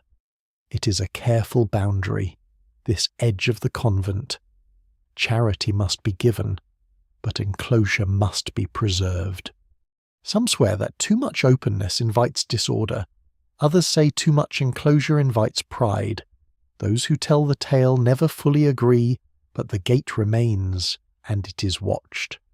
As you approach, you hear voices, not loud, not unruly, but unmistakably different from the controlled hush of the inner cloister. A man's voice, roughened by travel, another softer, perhaps a younger companion, and beneath it, the low murmur of the porter, Sister Margaret, whose task it is to manage this threshold between worlds with a firmness that has saved the convent from more than one inconvenience. You do not step forward at once. There is a rhythm even here, a sense of when to approach and when to wait.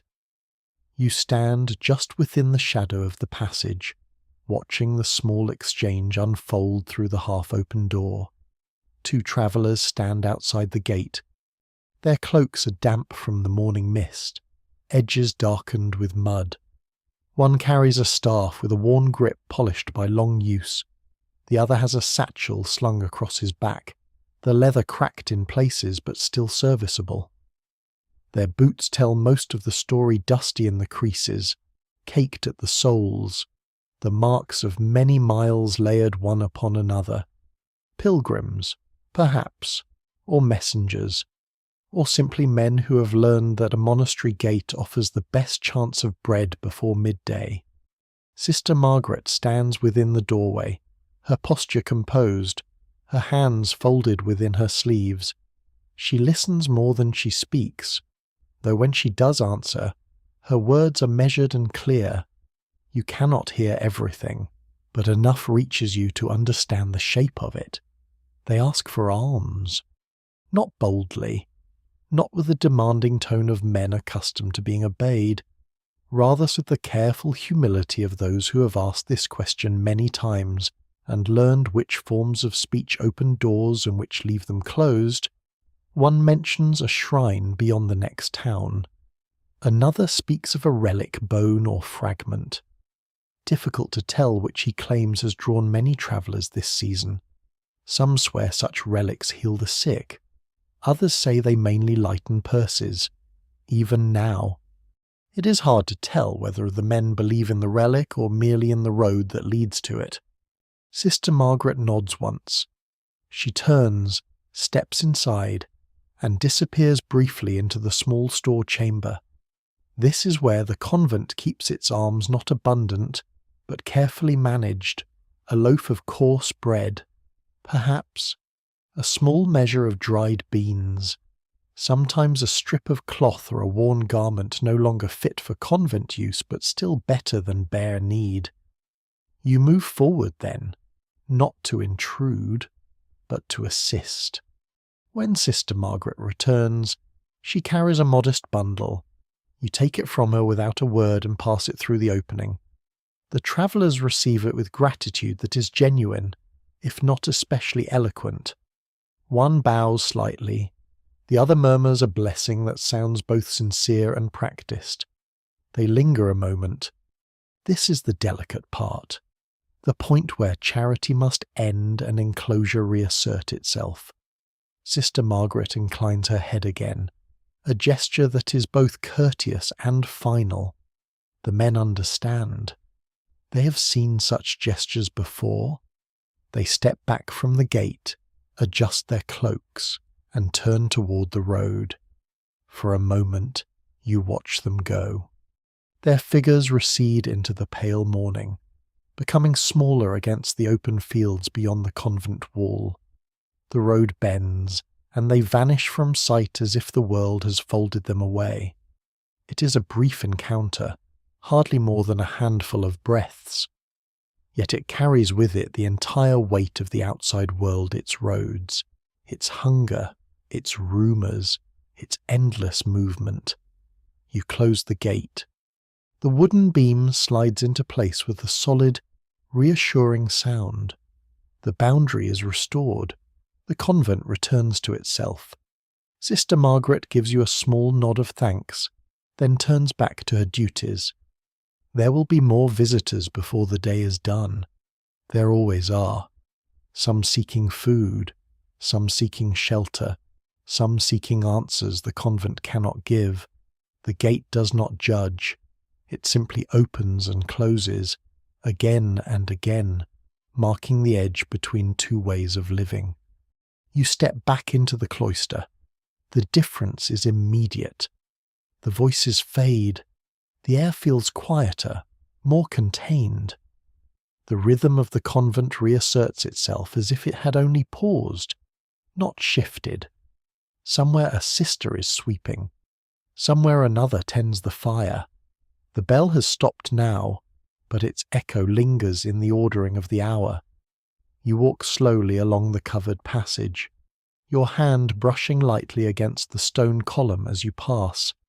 It is smooth in places, worn by years of touch. You think of all the hands that have passed here before yours nuns long gone, lay sisters, novices who came and stayed or came and left. The stone holds no memory you can read, and yet it feels as though it should. Some swear that places absorb the lives lived within them, that walls and floors and beams carry a kind of quiet witness. Others say that is sentiment, nothing more. Those who tell the tale never fully agree. The garden lies to your left, now fully awake under the morning light. The herbs you gathered earlier seem unchanged, though you know they're not. Time moves through them as surely as it moves through the bells and the bodies in the infirmary. The rosemary stands a little straighter. The sage leaves catch the light differently. The soil, turned and pressed, holds the imprint of your work. You continue on. Ahead, the path leads back toward the inner buildings, the scriptorium, the laundry, the workrooms where the next portion of the day waits. There is no pause in the convent schedule long enough for reflection to grow into idleness. Even thought must be woven into action, like thread into cloth. You feel the morning settling into you. Not heavily, not with fatigue, but with that steady accumulation of small tasks completed and new ones waiting. Prayer, food, sweeping, herbs, healing, charity, each has taken its place. None has been remarkable. All have been necessary. This is the quiet truth of convent life. No single act defines it. No grand moment announces its meaning. Instead, it builds slowly, piece by piece, through repetition and attention. A bell rings, a bowl is filled, A floor is swept, a wrist is bound, a traveller is fed, a gate is closed. You pass beneath another arch and enter the inner hall. Here the light falls more directly through the high windows, touching the stone floor in pale rectangles. Dust moves in the air, visible now in the brightness. A sister crosses the space ahead of you carrying a bundle of linen. Another kneels near the wall, adjusting a loose rush mat. Their movements are quiet, purposeful, unremarkable, and yet they form the living structure of the day as surely as the walls themselves. You pause for a moment at the threshold. There is no instruction given, no voice calling your name, no task assigned aloud, and yet you know where you are needed next. The scriptorium waits, with its ink and parchment, its careful lines and steady patience. You draw a breath, steady and calm, and step forward into the next portion of the day, carrying with you the faint scent of rosemary and the echo of voices at the gate, already fading into the ordered silence of the convent. The hall outside the scriptorium holds a different kind of silence from the choir or the cloister. It is not sacred in the immediate candle-flame sense of prayer, nor practical in the broom and bucket way of morning work. It is a made silence, a silence assembled from concentration, expensive materials, and the general understanding that ink has no patience for carelessness. You feel it before you even step through the door. Inside, the room is bright by convent standards. 2 narrow windows admit a cool, steady light from the east, and the shutters have been pinned back to catch every possible thread of it. Even so, a pair of beeswax candles burns at the central table, not because the hour requires them absolutely, but because scribes trust daylight the way sailors trust calm seas gratefully, but never entirely. The air smells of vellum, wax, oak boards, a little lampblack, and the faint mineral tang of ground pigments. It is a patient smell, as if everything here knows it will take time. You enter and incline your head to the sisters already at work. There are 3 this morning. Old Sister Cecily, whose fingers always bear a little ink no matter how often she washes them. A younger nun with steady shoulders and a face that goes almost blank when she writes, as though she has stepped bodily into concentration. And near the far shelf, a novice grinding pigment with the expression of someone half afraid she will accidentally destroy a gospel. This is not impossible. Parchment is costly, pigments dear, and mistakes here have a way of acquiring moral weight very quickly. You take your place at the side table where scraps, cords, and small tools are kept in order. The surface is rubbed smooth by years of use. Awls, penknives, pumice, straight edges, a little dish of sand, a folded linen cloth, goose quills waiting to be cut, and a jar of ink black enough to seem almost blue where the light catches it.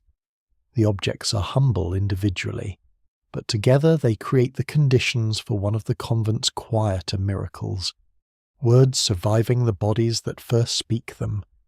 No one speaks, you begin with the quills.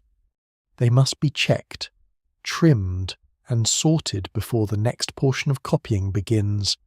You lift one between finger and thumb and feel its lightness, its hollow shaft, its slight curve.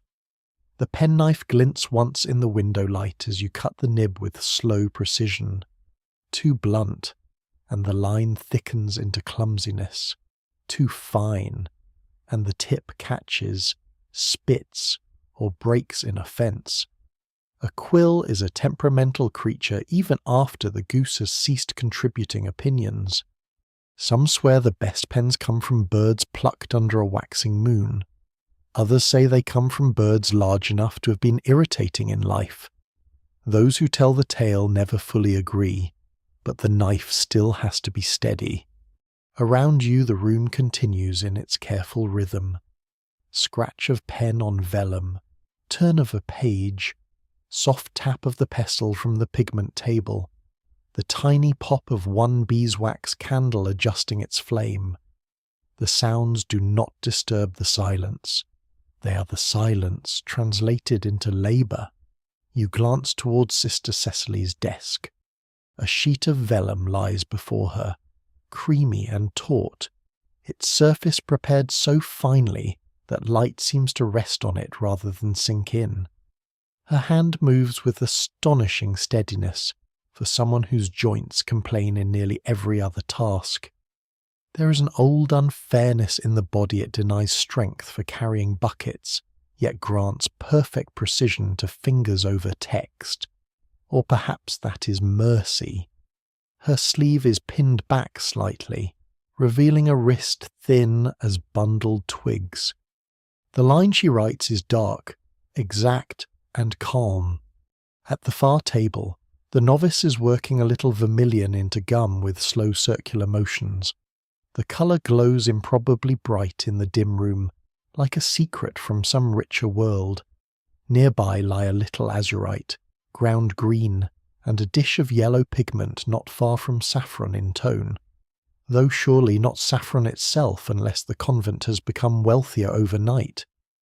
No one can quite agree whether manuscript colour is an offering to God, an aid to memory, or a way for tired scribes to prove they have not joined religion merely to look at brown things forever.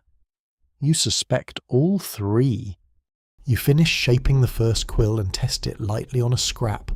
The line is clean. You set it aside and take up another. This work, like chant and sweeping and herb cutting, soon becomes rhythmic. Trim, test, smooth, place. Trim, test, smooth, place. Repetition has a way of revealing the whole shape of convent life. At first it may seem narrowing. Then, gradually, it becomes almost spacious.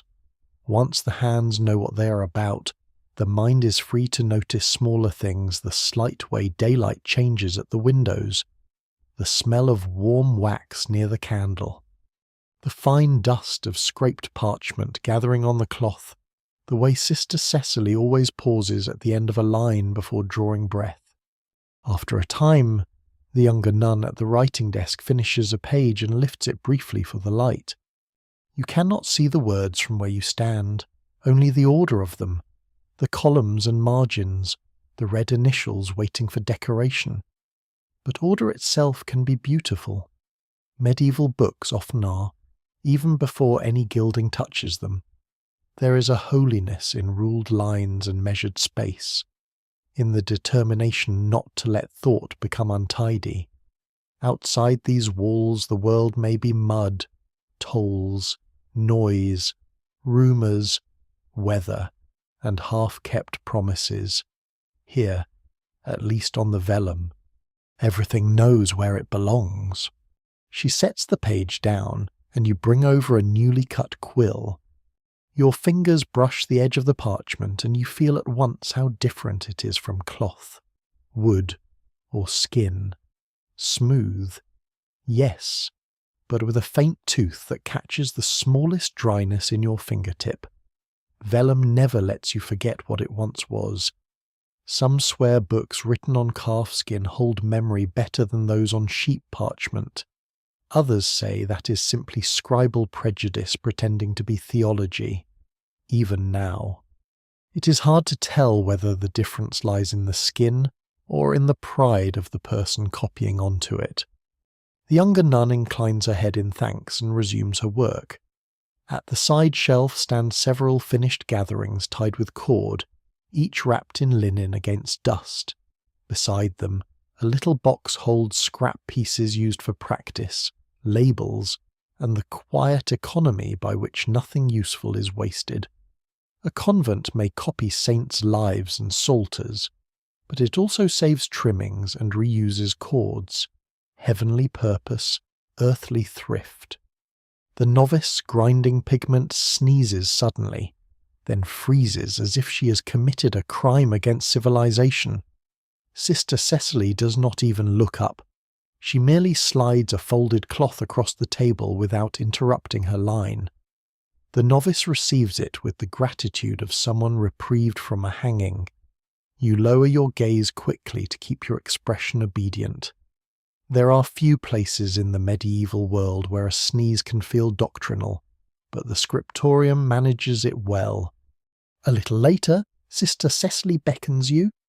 Her penknife has dulled slightly, and the next sheet must be prepared. You carry over the pumice and the scraping blade. Together you work over the vellum, smoothing one tiny roughness, then another. The motions are minute and exacting, too much pressure, and the surface scars, too little, and the ink will catch badly later. This is the sort of labour people forget when admiring manuscripts generations afterward. They praise the saints in blue, the red initials, the tidy columns. They say less about the scraped patch here, the trimmed quill there, the nun who sat for 2 hours making certain a page would not embarrass itself. As you work, the bell sounds again from outside, distant but clear through stone and shutter. The room does not stop, but it changes.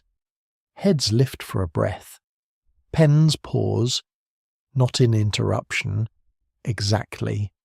More like acknowledgement. The hours belong to God before they belong to the text. Soon the next office will draw everyone away from parchment and pigment back toward the choir, and the unfinished lines must wait with proper humility. Still, there is time for one more task. Sister Agnes from the infirmary appears briefly at the door with a folded strip of parchment in hand. She requires a label for a jar, something simple, precise, and legible to mark a rosemary vinegar preparation before the wrong novice drinks it in a burst of medicinal optimism. The younger nun takes the strip, dips the newly cut quill, and writes with calm efficiency. The black line settles beautifully. A little sand is shaken over it, then tapped away. The parchment is returned, transformed from scrap to instruction. This is the thing about convent life. Nothing remains in only one category for long. Herbs become remedies, vellum becomes memory, wax becomes light, silence becomes order. Even a tiny labelled strip of parchment becomes part of the web holding the house together. The novice has now set aside the vermilion and begun grinding blue. The stone makes a softer sound over the azurite, almost silky.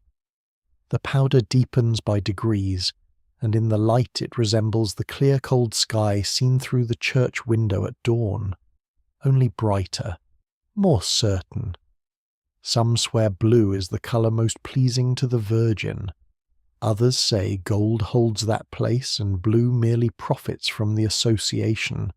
Those who tell the tale never fully agree, but either way the pigment must still be ground carefully enough not to waste a grain. You set the tools back into order and wipe the blade clean. The window light has shifted higher now. Dust motes turn and sink slowly in it. The beeswax candles, still burning, seem smaller than before. The room has warmed only a little, but concentration has its own climate. Your fingers no longer feel cold. Ink has found its way onto the side of your hand despite your care, leaving a faint black streak that will travel with you into prayer if not scrubbed later. It feels almost like a badge, though not one anyone should admire too openly. At last the smaller bell within the convent sounds, calling the house toward the next office. Pens are set down, pages covered, pigment dishes closed. The novice looks as though she's been pulled bodily back from another world. Sister Cecily closes her eyes for one brief moment before rising, not from drama, but perhaps from gratitude that the line ended where it did, and not halfway through some saintly sentence. You understand that entirely. You gather the trimmed quills, cover the ink, and lay the cloth over the prepared vellum. The scriptorium returns in a breath, from active making to suspended intention. The work is not ended, only paused. It will wait. Words are patient when they must be.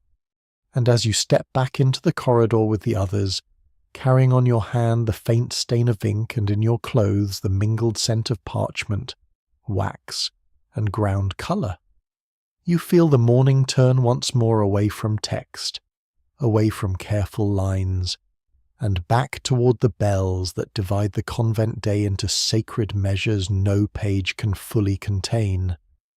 The bell gathers you again, and once more the convent begins to move as a single, quiet body toward the choir.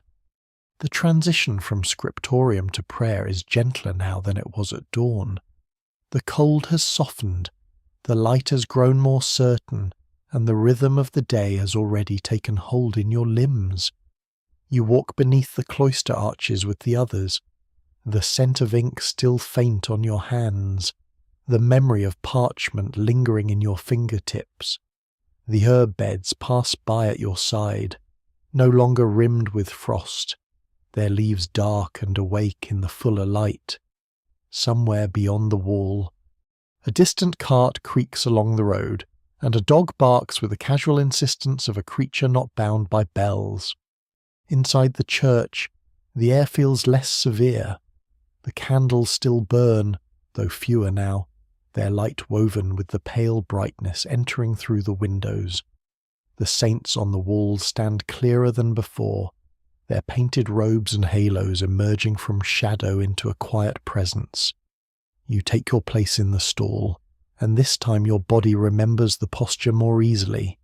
Kneel, stand, incline, breathe.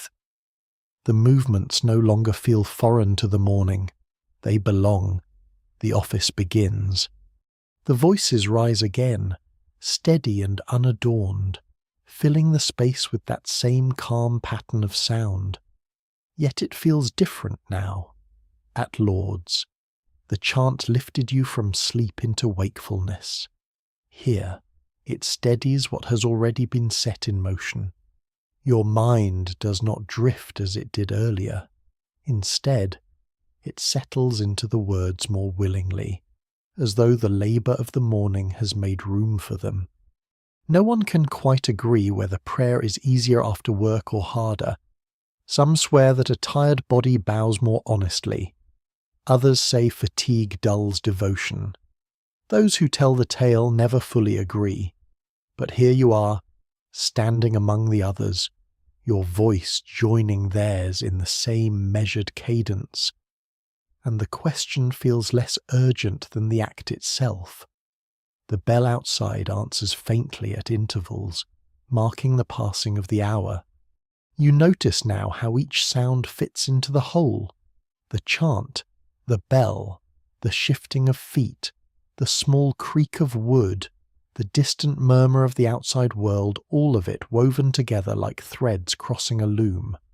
Even the silence between verses has its place. Not empty, but full of breath and attention. You glance once toward the window. The sky has cleared a little more, and a pale band of sunlight stretches across the lower stone. It does not yet reach the choir, but it promises to. The light touches the edge of a carved column, revealing the worn curve where countless hands have brushed past. It glances off a metal clasp on a book, catching for a moment before slipping away. These small shifts of light are the closest thing to spectacle the convent allows itself. The psalms continue. Your voice blends with the others, indistinguishable, as it should be. Individual sound dissolves into shared prayer. This, too, is part of the discipline.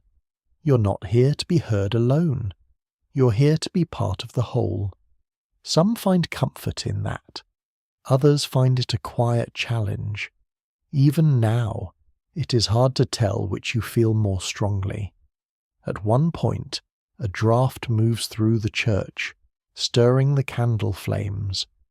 They flicker, bend, then steady again, as if reminded of their purpose. The movement sends a brief ripple of shadow across the walls, making the saints seem to shift in place. For a moment, the room feels almost alive in a different way, not just with sound, but with motion. Then it settles again, and the chant continues, unbroken. You become aware of your breathing. In, out, in, out. It aligns with the rhythm of the verses, with the rise and fall of the voices around you, the body, the breath, the sound all moving together. It is not a grand feeling, not overwhelming or dramatic. It is quiet, steady, almost ordinary. And yet there is something in that ordinariness that feels complete. The office draws toward its close. The final psalm is shorter, its cadence more direct. The sisters' voices do not rise or fall in any dramatic way, but there is a subtle shift, a sense of nearing the end. You feel it in your posture, in the way your shoulders settle, in the slight easing of tension in your hands. Then the final prayer, spoken more than sung, it rests over the room like a soft cloth. You bow your head, hands folded, and let the words pass through you. They are familiar, like the bread at breakfast, like the broom in your hands, like the scent of rosemary in the garden. Familiarity does not lessen them, it deepens them. Silence follows. Not long, not empty, but enough. You hear the faint sound of a bird outside, perhaps the same rook from earlier, now less indignant and more conversational. You hear the shift of a sister's foot, the soft rustle of fabric.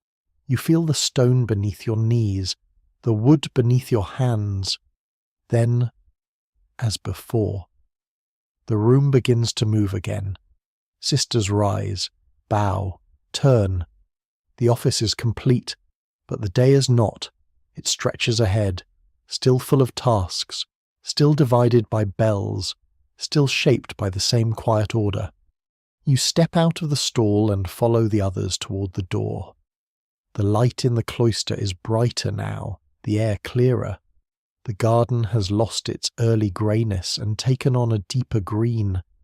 The stone underfoot seems less cold, or perhaps you've simply grown accustomed to it.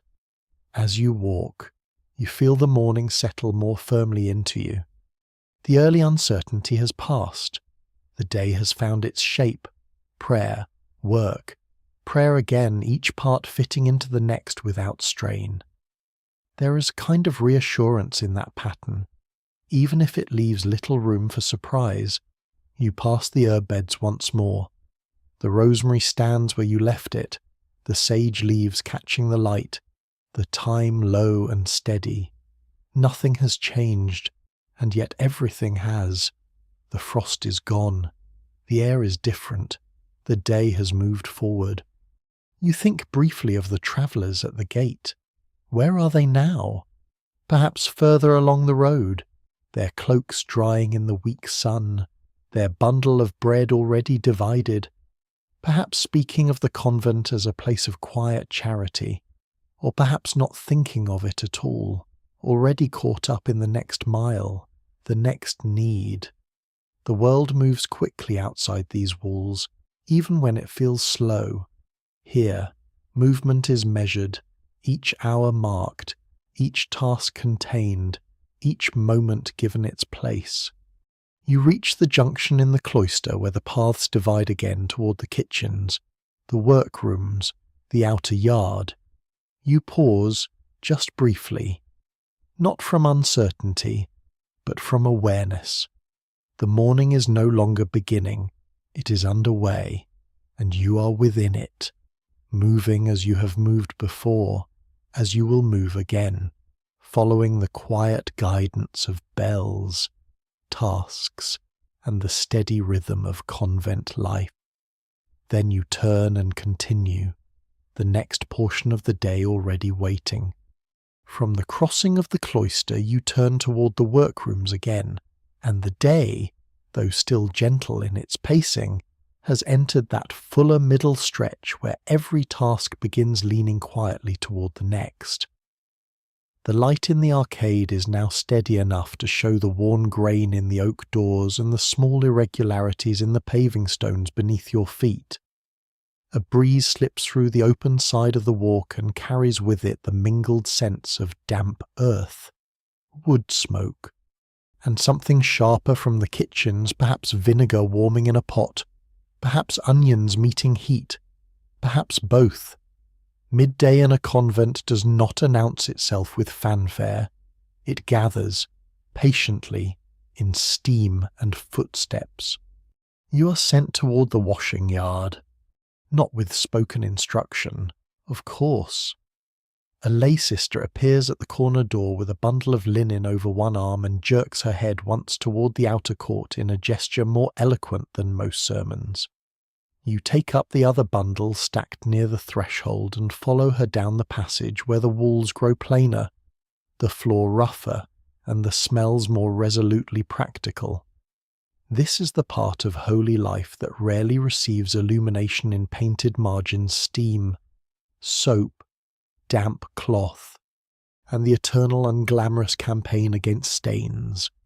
The washing yard lies behind a low stone wall where the wind can reach it, which is useful for drying and irritating for nearly every other purpose. A broad copper cauldron hangs over a brick hearth, blackened by years of labour. Tubs line one side, some full, some waiting. Wooden paddles lean against the wall. A pair of trestles holds folded cloth ready to be sorted, scrubbed, wrung, boiled, or beaten according to its offence. Nearby stands a rain barrel, an ash bucket, and a basket of coarse soap so grey and severe it looks capable of scouring away both dirt and optimism. Already at work are two sisters from the laundry and one older laywoman, whose forearms suggest she has spent years proving that sanctity and upper body strength are not mutually exclusive. Steam rises from the cauldron in white folds, blurring the wall and roof line behind it.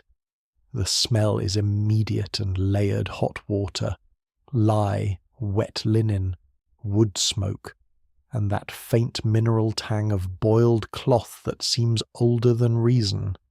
You set your bundle down on the sorting bench. Linen first, wool apart, towels, underlinen, altar cloths, bandages, kitchen cloths, and the long plain sheets from the infirmary each into their own piles. The distinctions matter. Some things can be boiled hard, others must be coaxed.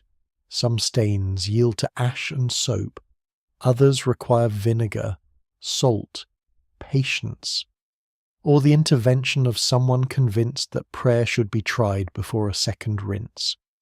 No one can quite agree whether blood comes out best in cold water, holy water, or simple resignation, but the laundry women hold very firm opinions on almost everything else. You lift a folded cloth and find, as expected, that work announces itself clearly here. A smear of herb paste from the infirmary, a dark ring from a cooking pot lid, candle grease on a sleeve cloth, mud at the hem of an outer garment worn to the gate. Nothing scandalous. Just the ordinary evidence that bodies and tasks remain attached to one another despite convent discipline. The laywoman points to a tub and hands you a paddle. You kneel beside it and begin to stir the linen through warm water clouded with soap and ash. The cloth drifts, sinks, rises again under the paddle, heavy and unromantic. There is no graceful way to do this. Washing in a medieval house, whether noble, humble, or religious, quickly reduces everyone to the truth of wet fabric and sore wrists. You push the sheets under, lift them, turn them, and work the water through the weave until your sleeves are damp at the forearm and your hands prickle from heat and lye.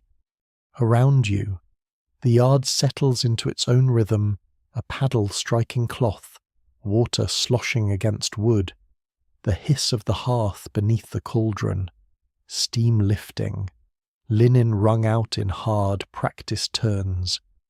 A gull cries somewhere beyond the walls, perhaps from the river. Closer at hand, a hen wanders too near the soap basket and is discouraged by the laywoman with one glance so effective it deserves to be entered into canon law. You find yourself thinking, as people often do in the laundry, about the secret history of things.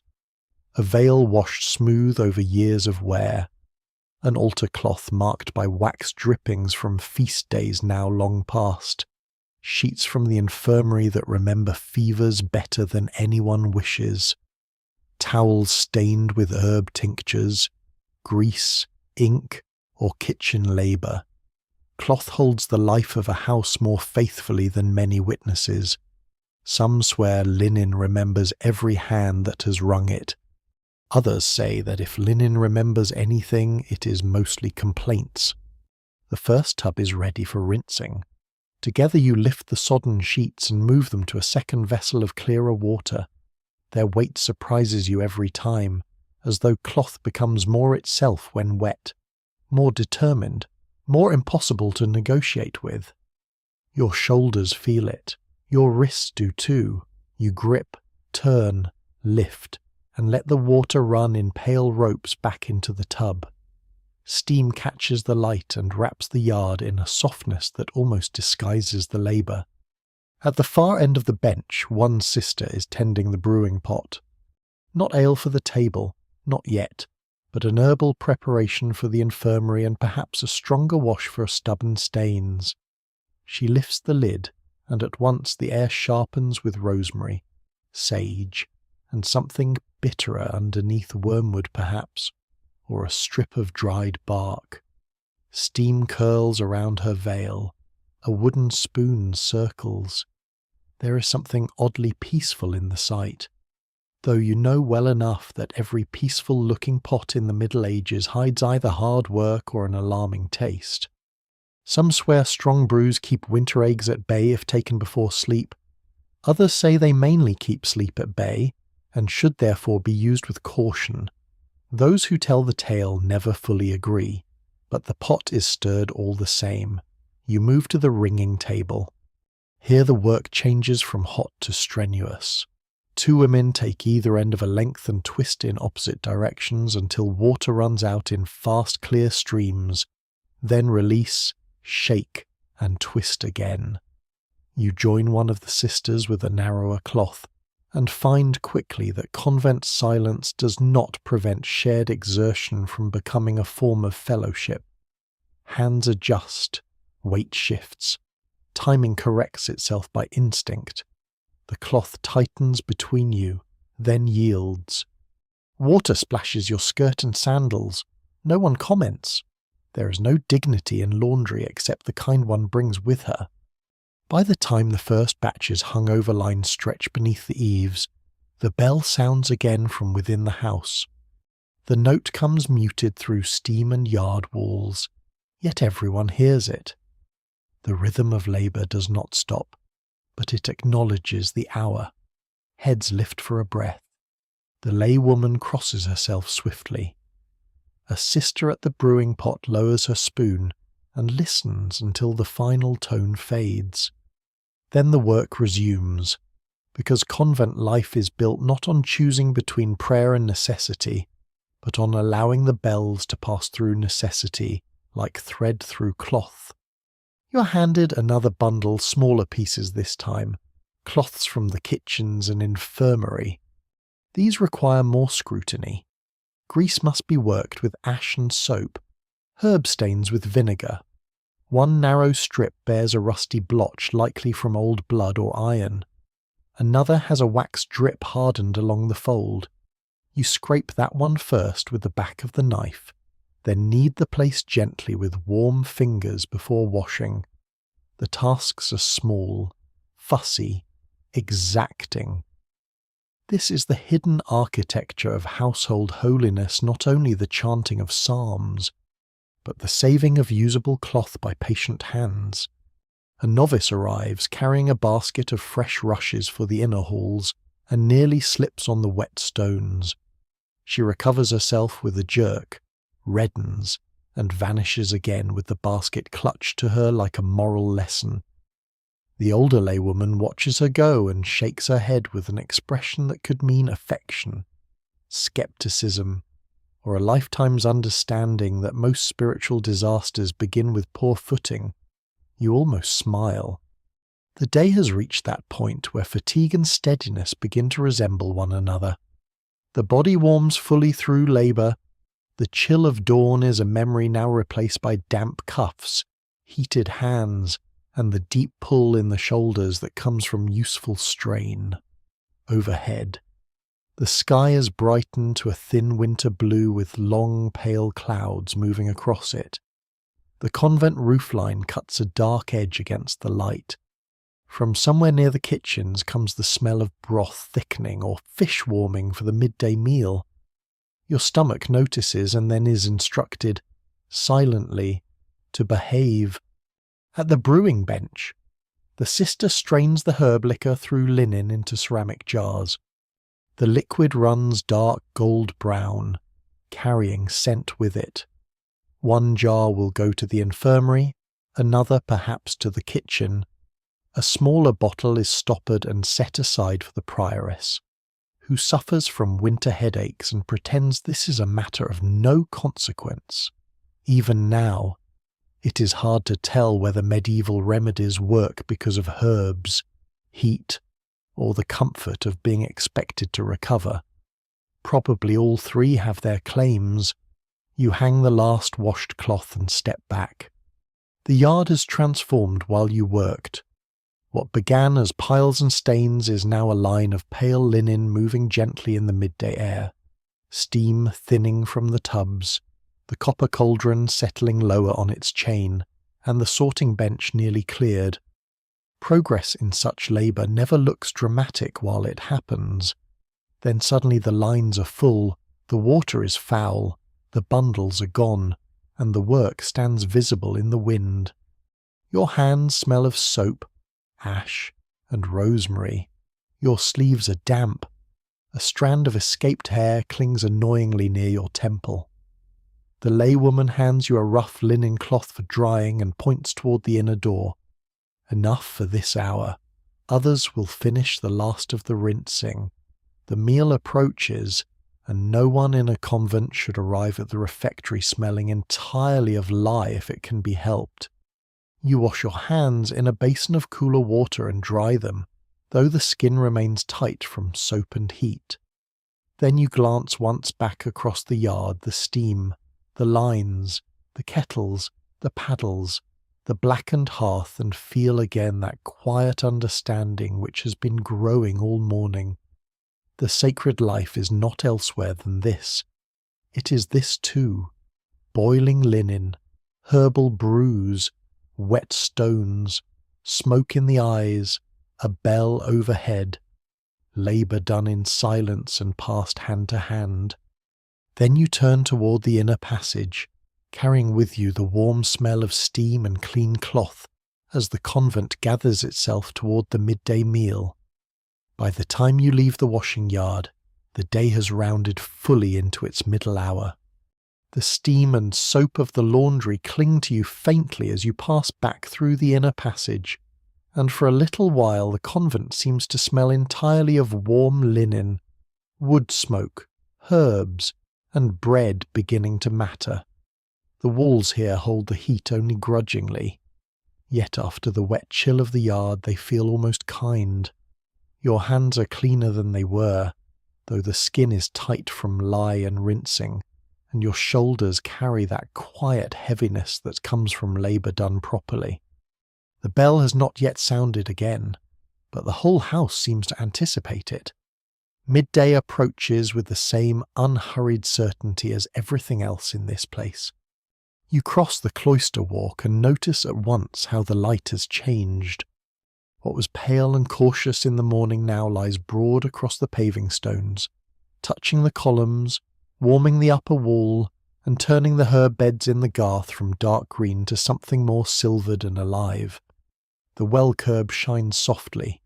The shadows are shorter. Somewhere above the tiled roof, A rook complains again, less dramatically than before, as though even it has accepted the day's progress. Some swear birds around monasteries grow more solemn from hearing so many bells. Others say birds remain birds and should not be credited with spiritual development simply because they roost on sacred architecture.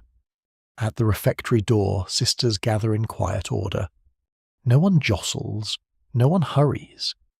And yet there is unmistakable movement toward the meal. The kitchens are fully awakened by now, and their presence reaches ahead of them in scent. Broth richened from earlier, coarse bread warmed, smoked fish perhaps, and something faintly sharp mustard, vinegar, or onions meeting a pot in more serious quantities than at dawn. Hunger returns in a different form now, no longer a small hollow under prayer, but a steadier readiness shaped by work. You take your place along the bench. The refectory is brighter than it was at breakfast, though still plain as ever. Daylight fills the narrow windows more generously now, and the painted crucifix on the far wall stands out in clearer detail, the lines of the face worn soft by smoke and years. The tables are already set with trenchers and bowls. A loaf waits on the board near the serving place, dark crusted and dense, beside a knife so often sharpened it seems to have acquired a monkish thinness. A jug of ale stands nearby, and another of water for cooking or rinsing, though no one looks at that one with much appetite. Again the reading stand is occupied. Today it is not the same sister as at breakfast. This one has a lower voice and fewer illusions about making ascetic prose sound cheerful. She opens the book and begins at once, because in a convent the body may eat, but the soul must be occupied in parallel lest anyone mistake the meal for leisure. The bowls are filled, pottage first thicker than the morning's, more substantial, carrying barley and onion, perhaps some peas, perhaps a trace of cabbage, and yes, at last, the unmistakable presence of smoked fish in modest pieces that seem to have travelled into the broth with all the solemnity of pilgrims arriving at a shrine. It is not lavish, but it is generous by the standards of such houses. Bread follows, then a little more ale than at dawn. Though still weak enough that sainthood remains safe for all concerned, you lower your gaze and begin to eat. The first mouthful is warmer and fuller than the morning meal. The barley has softened properly now. The fish lends salt and depth. The broth has body enough to feel like a real answer to labour rather than merely encouragement. You tear bread and dip it into the bowl, and for a moment the whole room seems to draw inward around simple contentment. No one speaks. And yet the midday silence differs from the silence of breakfast. It is less fragile now. The day has established itself. The sisters have worked. The body has been put to use, and so eating becomes a steadier, calmer act. Spoons scrape, bread breaks, bowls are lifted. The reading moves on some passage on obedience perhaps, or humility, or the measured virtues of saints who always seem to have had slightly fewer practical responsibilities than the women listening to their stories. Across from you, an older sister with weathered hands eats with the efficiency of a long habit, pausing only once to rub one thumb over the edge of her trencher where a crack runs through the wood. Beside her sits a novice still learning how to manage silence, appetite, and dignity all at once, which is to say she is doing none of them perfectly. A crumb lands in her lap. She pretends not to notice. The older sister beside her nudges an extra piece of bread toward her without so much as a glance. Convent tenderness is nearly always disguised as practical adjustment. The reading continues above the meal. A saint is praised for fasting beyond reason, another for eating only herbs, another for thanking God over mouldy crusts and cold water. You lower your spoon, Look into a bowl containing hot fish broth and barley, and conclude that saints are often invoked most vigorously by people who are not at that moment chewing. This thought remains, for obvious reasons, between you and Providence. Some swear silence at table sharpens gratitude. Others say it mainly sharpens observation. That much is certainly true. Without chatter, you notice everything, the steam clouding briefly over a bowl, the sun falling across a sister's sleeve, the softened sheen on an old wooden spoon, the way the ale catches the light in its cup, the faint smoke stain where the wall meets the beam overhead. Even the room's smells separate themselves more clearly. Bread, fish, wool drying somewhere beyond the kitchens, wax from a candle stub left near the reading stand, a little rosemary from the infirmary perhaps still clinging to your own cuffs. By the middle of the meal, the sunlight has reached farther across the floor. It lies in a pale gold strip near the far bench, warming one patch of stone so visibly that everyone near it becomes, for a moment, faintly more human-looking. Light does that. It slips under discipline and reminds you that convent life, however ordered, still consists of bodies sitting on hard benches, drinking weak ale, and trying not to think too fondly of the second piece of bread. At the serving end, one lay sister divides the smoked fish with the exacting seriousness of a judge in a manor court. Fairness matters here, especially where portions are concerned. Another moves along the wall collecting emptied jugs. Their work is quick, practiced, and nearly invisible, but no less essential than the reading, the prayer, or the herb gathering. Holy life runs on support systems no illuminated manuscript ever bothers to gild. No one can quite agree whether convent meals are meant to mortify the appetite or simply regulate it. The evidence points mostly to regulation, though not with any softness. Hunger is not denied, it is arranged. Bread at the proper hour, broth in measure, fish when possible, herbs when necessary, and enough ale to keep bodies moving through cold seasons without turning the refectory into a tavern. Medieval moderation often looks austere from a distance and entirely sensible up close. You reach the bottom of your bowl and use the last of your bread to gather what remains. Waste here would feel almost theatrical in its wrongness. The trenchers are old, the bowls chipped in places, the fish likely counted before it was cooked, and the bread cut with a mind toward tomorrow as much as today. A convent may believe in eternity, but it budgets in days. At the far end of the table, one of the infirmary sisters has set aside a little of her bread, perhaps for an older woman unable to finish the meal in the common room. Such gestures happen often and without announcement. Charity within enclosure is usually too ordinary to call attention to itself.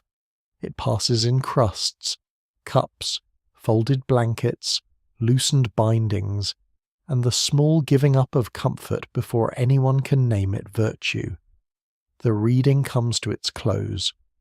The final lines fall into the room with the quiet thud of a book closing, though the actual volume remains open for one brief moment longer. Then there is the customary prayer, heads bowing slightly, hands pausing. The room holds still around the last words. Outside, faint but clear through the wall, a cart rolls somewhere along the road beyond the gate. The world continues. The convent answers with grace over a broth bowl. When the prayer ends, the benches stir. Not chaotically, just enough. Bowls are gathered, spoons stacked, crumbs brushed toward the common tray, trenchers lifted.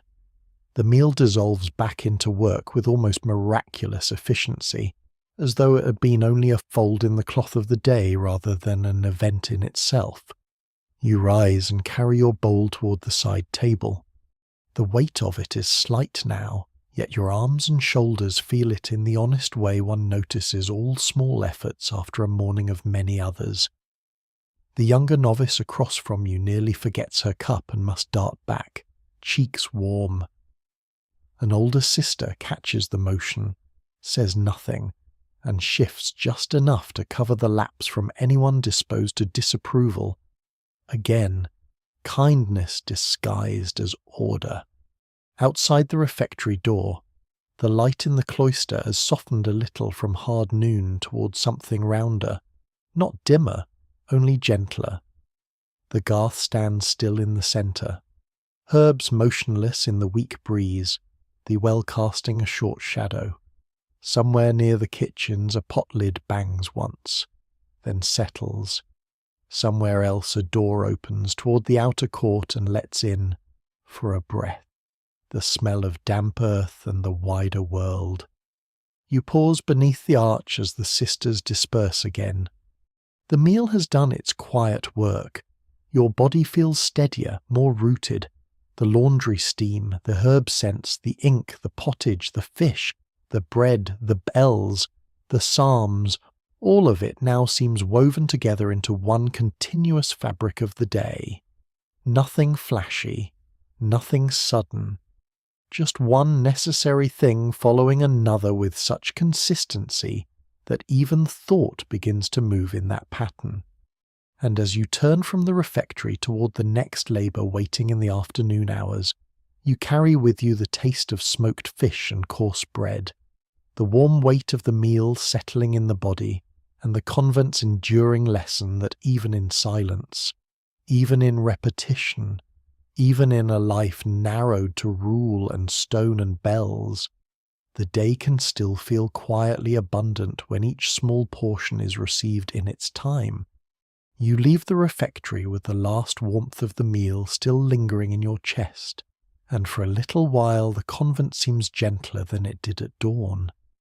The stone remains stone, of course. The air still carries its chill in the shaded corners, but bread and broth have their own sort of mercy, and after the labour of the morning your body receives that mercy with gratitude rather than surprise. The smoked fish sits modestly but firmly in the stomach.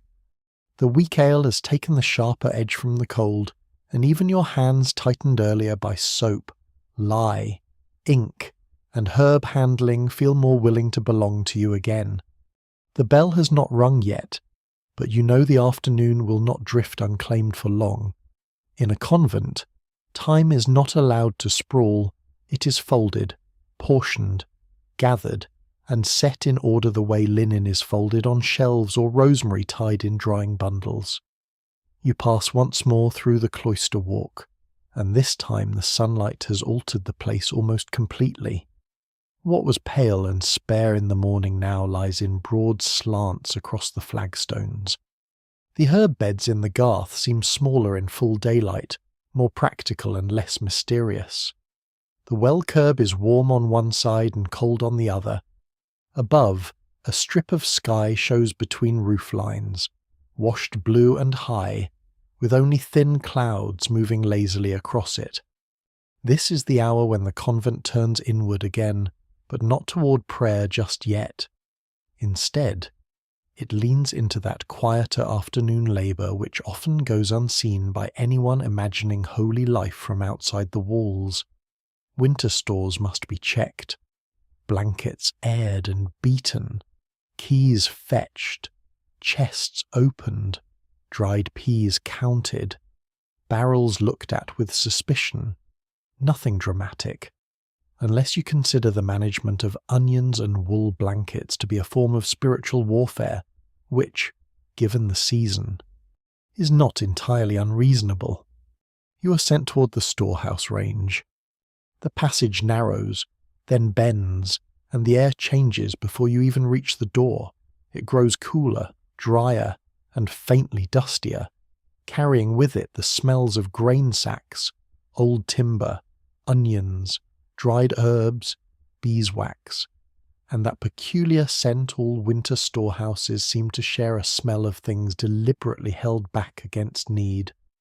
The door itself is oak, bound with iron, and hangs a little lower on one side than it ought to. Beside it stands Sister Joan, keeper of stores, a woman whose face suggests she was born with the ability to count eggs at a glance and distrust abundance on principle. She holds the iron key already. It is large enough to feel ceremonial, though nothing in her manner allows for ceremony. She unlocks the door with a turn of the wrist so practiced it might be part of the liturgy. The hinges complain softly as the door opens inward, and a deeper coolness meets you at once. Whatever warmth the day has given elsewhere, this room has kept itself apart from it.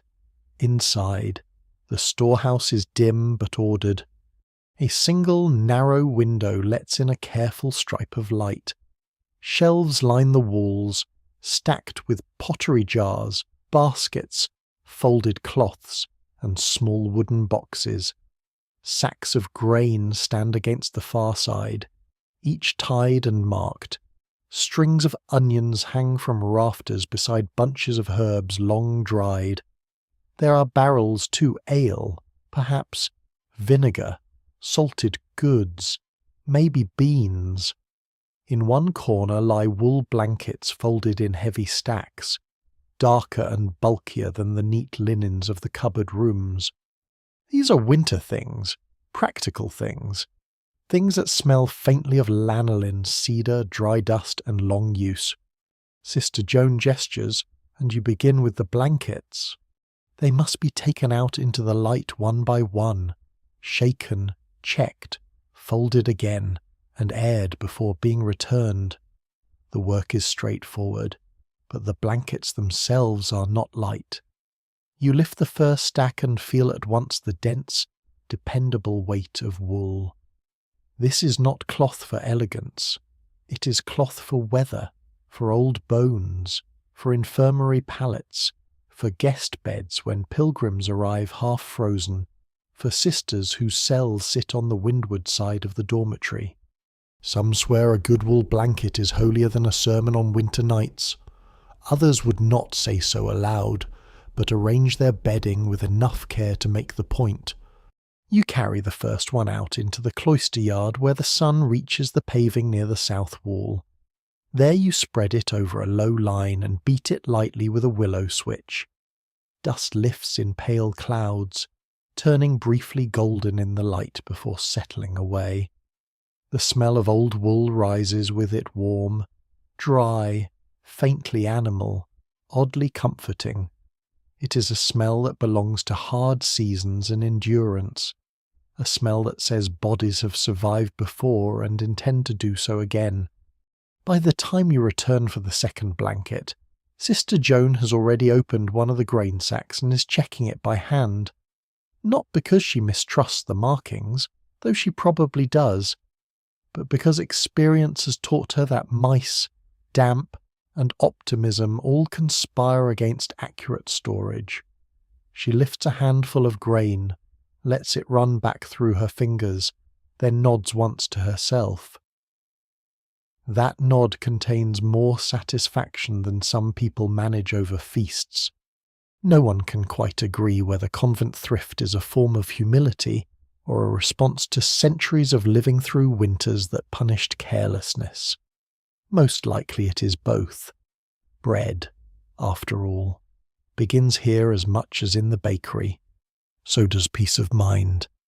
You continue with the blankets, shake, spread, beat, fold, shake, spread, beat, fold. The afternoon settles around you in that slow, almost drowsy way that belongs to houses running properly. Far off, someone is chopping kindling, nearer at hand. A sister crosses the cloister carrying folded linen from the laundry, her shadow sliding over the stones and vanishing again. A faint smell of brewing herbs lingers somewhere in the air, mixed with dry onion skins and sun-warmed wool. Nothing hurries, and yet nothing stops. When the blankets are done, you move to the hanging onions. Here Sister Joan becomes truly alert. She examines each braid as though it might personally insult the convent if allowed to rot unnoticed. You help untie one string, remove the softened outer skins from those beginning to loosen, and sort the sound bulbs from the suspicious ones. The work is oddly satisfying. Onion skins whisper in your hands like thin parchment. Beneath them the bulbs shine pale gold and copper in the low light, each one its own small stored answer to hunger. Some swear onions hung near the bed keep off fevers, bad dreams, and stale air. Others say they mostly keep off romance. Those who tell the tale never fully agree, but the old belief persists, and more than one sister has been known to tuck half an onion near a sick bed in winter, with all the gravity of a relic. Beyond the onions lie rows of earthen jars sealed with cloth and wax. Peas? Beans? Honey in the smallest quantity and under the sternest watch. Dried apples from the autumn store. Salt. Perhaps a few precious spices in a locked box for feast days or infirmary use. Sister Joan checks the seals, and you note the marks on the wax, the careful folds of cloth, the little tags in ink. The storehouse has more in common with the scriptorium than one might think. Order, labelling, precision, and the high medieval conviction that if something goes wrong, it is probably because someone assumed details would take care of themselves. There is also a small chest of beeswax candles. You lift the lid and breathe in that faint sweet scent at once cleaner and richer than tallow, soft as memory. The candles are not lavishly many, enough for choir, infirmary, serious evening work, and feast days managed with caution. Each one represents both light and labour bees, wax, money, prudence, flame. Some swear beeswax candles burn more purely because bees themselves are obedient creatures and therefore favoured by heaven. Others say they burn more purely because they cost more, which improves anyone's opinion. Even now, it is hard to tell where devotion ends and practical preference begins. Sister Joan counts them by sight and closes the lid again. From there you move to the barrel rack. One cask holds ale, another vinegar, a third, perhaps, salted fish or preserved cabbage. The wood smells sharp and cool. She checks the bung, taps one side, listens, then nods. You do the same with another under her eye and are rewarded with the tiny incline of the head that, from her, almost counts as approval. Storekeeping is its own monastic art, less visible than chanting, less admired than copying, but quite possibly more important to whether everyone reaches Candlemas in good temper. The bell sounds then, faint at first, and then fuller, and the note rolls through the cloister and under the storehouse beams alike. It is not yet vespers, not that late, but the afternoon is beginning its descent. The light at the small window shifts lower. Dust turns slowly within it. Outside, one of the aired blankets lifts once in the breeze and settles again. The whole convent seems to pause only for a breath at the bell's command. You carry the blankets back in, refolding them in layered stacks. Their weight settles into your arms and then onto the shelf. One by one they become not cloth, but readiness for colder nights, for illness, for guests, for old age, for ordinary need. This is perhaps the most comforting quality of stored things. They are promises made visible. Bread not yet baked, warmth not yet needed, light not yet lit, all waiting. When the last blanket is in place, Sister Joan hands you a smaller basket and directs you toward the little side cupboard where winter apples are kept wrapped in straw. Here the scent changes again. Sweeter, though dimly so. Apples long stored lose some of their brightness and gain something quieter in return. You check each one for softening or blemish, turning them carefully in the straw. A few must be taken out for immediate kitchen use. One is spoiled entirely and is removed without ceremony. Most hold firm. Some swear apples blessed on a saint's day keep longer through winter. Others trust only cool rooms and good luck. The apples, wisely. Offer no opinion. By now the afternoon has mellowed.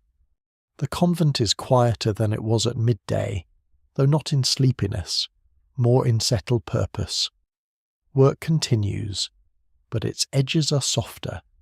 The harder exertions of washing, lifting, and morning labour have passed. Now there is inspection, folding, carrying, sorting, preparing for what comes later. A house does not survive by the visible tasks alone. It survives by this too, the looking ahead, the keeping back, the checking of jars and blankets and grain, as if the future might be made slightly more obedient by attention. At length, Sister Joan ties the last sack and returns the iron key to her belt. The storehouse door closes behind you with a reassuring heaviness, the sort of sound that belongs to oak, iron, and confidence. Outside, the cloister light has grown more golden than white. The shadows of the columns stretch farther across the paving. A faint chill is already beginning to return at the edges of the air, not enough to trouble, only enough to remind. You stand for a moment in the cloister walk, your hands carrying traces of onion skin, wool dust, beeswax, and dried apple. The scents seem to summarize the whole afternoon in miniature. Warmth, food, light, endurance, the very substance of convent winter life. Around you the walls hold the day in their old familiar way. The herb beds rest. The well waits. Somewhere in the distance, perhaps beyond the outer gate, a cartwheel creaks on the road, and for one instant you think of the world beyond again markets, tolls, muddy lanes, watchfires, roads leading from one uncertain shelter to another. Then the convent reclaims your attention. A sister passes carrying a basket of folded linen from the laundry. Another crosses toward the kitchens with a jar from the infirmary. The bells will sound again soon, drawing the house toward evening prayer and the slow gathering in of the day, and you, with the smell of winter stores still clinging to your sleeves, turn from the storehouse range and follow the cloister curve toward the next quiet labour, waiting beneath the lengthening afternoon light. The light has begun to thin by the time you leave the storehouse range, though the day is not yet ready to surrender itself entirely. It lingers in the cloister as a pale gold wash along the upper stones, while below, in the colder shadows near the floor, evening is already gathering its sleeves. The herb beds in the garth have gone still. The well curb no longer shines but merely waits. Somewhere above the roof line, a rook gives a final dry remark and falls silent, as if even complaint must eventually yield to the hour. You follow the bend of the cloister back toward the inner rooms. This is the part of the day when labour changes its texture once again. The morning tasks had sharpness to them, cold water, fresh movement, the clean discipline of beginning. The afternoon work carried weight and usefulness. But now, as the sun lowers and the convent draws itself inward, chores become quieter, more domestic, more intimate.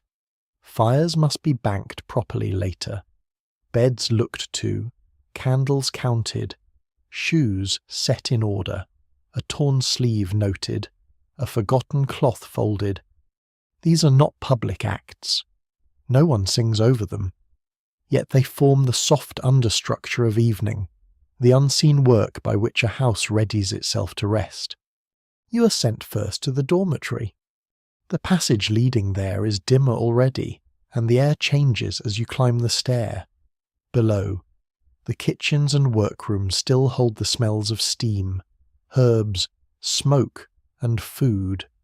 Above, the dormitory carries wool, wood, rushes, lavender long dried into memory, and the faint stale sweetness of old straw. When you enter, the room looks both familiar and altered. Morning stripped it bare in cold necessity. Now the lowering light softens everything. The pallets lie in ordered rows. Blankets are folded at the foot, chests are shut. A little evening haze has gathered in the upper rafters where smoke from the lower hearths has found its way and settled. You begin with the blankets. Each pallet must be straightened, the wool shaken once, folded back, then drawn down again where needed. One novice's blanket has slipped half to the floor. Another has been left in a rumpled condition, suggesting the owner either rose too hurriedly or never quite learned the difference between holy simplicity and ordinary untidiness. You set them right in quiet, practiced motions. Pull, fold, smooth. Pull, fold, smooth. The work is soothing in its plainness. A bed need not be elegant to be made well. It need only promise. When night comes, that rest will find its proper place. Some swear smoothing a blanket at dusk keeps bad dreams from catching in the folds. Others say bad dreams pay little heed to linen discipline and should be blamed on weak ale, cold feet, or consciences too full for sleep. Those who tell the tale never fully agree. Still, you smooth the blankets carefully all the same. Near the far wall a chest stands slightly ajar. Inside you glimpse a neatly folded cloak, a wooden rosary, a small cloth packet tied with red thread, and a sprig of dried rosemary tucked into the corner. The chest belongs to one of the older sisters, and you close it gently without comment. Convent life may be communal, but it still allows a few private arrangements, a herb sprig against stale air, a charm remembered from childhood even if never acknowledged in chapter, a scrap of linen saved because it once belonged to someone now dead. Silence keeps many things from being named, but it does not erase them. Once the pallets are in order, you turn to the small lamp shelf near the stair. The dormitory uses little light at night, only what is necessary for moving safely after Compline or tending a sister taken ill. There are a few beeswax candles, a couple of tallow stubs for lesser use, and a clay lamp no one favours because it smokes like a resentful chimney. You check the candles, trim one wick with a knife, and place them in a neater line. The beeswax smells faintly sweet, even unlit. It is one of the gentlest scents in the house, and perhaps for that reason it feels almost luxurious. Below, somewhere in the cloister, a door opens and shuts, then footsteps, then quiet again. The convent is drawing itself closer around the evening, each room settling toward its own final usefulness. You move on from the dormitory toward the chapter antechamber, where a small fire has been kept low against the damp. There a basket of mending waits by a stool, a sleeve hem, a torn kerchief edge, a loosened cuff, one worn strap from a leather shoe. Nothing urgent enough for the afternoon work table. Everything too necessary to ignore overnight. You sit. This is one of the deepest silences of the day, and perhaps the most human. Not the formal silence of choir, not the regulated silence of meals. This is working silence by failing light. When the body is tired enough to stop pretending, and the mind begins loosening into more private thoughts. You thread the needle and begin with the sleeve hem. The cloth is plain wool, dark and rubbed lighter at the edge where it has worn against skin and bench. Your fingers know the work without needing much light. In, through, pull, turn, in, through, pull, turn. The stitches grow in a neat small line. Nearby the fire gives a low crackle. The smell of warmed wool rises as the garment lies across your lap. Outside the high narrow window the sky has shifted from pale blue to a softened silver grey, with a little gold still clinging to the west. As you mend, your thoughts begin to drift in that slow convent way. Not toward anything dramatic, no sudden rebellion, no secret storm of feeling fit for a troubadour's song. Monastic life disappoints that sort of imagination rather efficiently. Instead, thoughts come in fragments. The old sister in the infirmary and whether the sage drink settled her chest. The travellers at the gate and whether they found the road firm or sodden beyond the orchard bend. The novice with the strained wrist and whether she will actually lift less tomorrow. The smell of the storehouse apples, the steam in the laundry yard, the blue pigment in the scriptorium, the fish broth at noon. Small things, all of them, yet they gather into a life.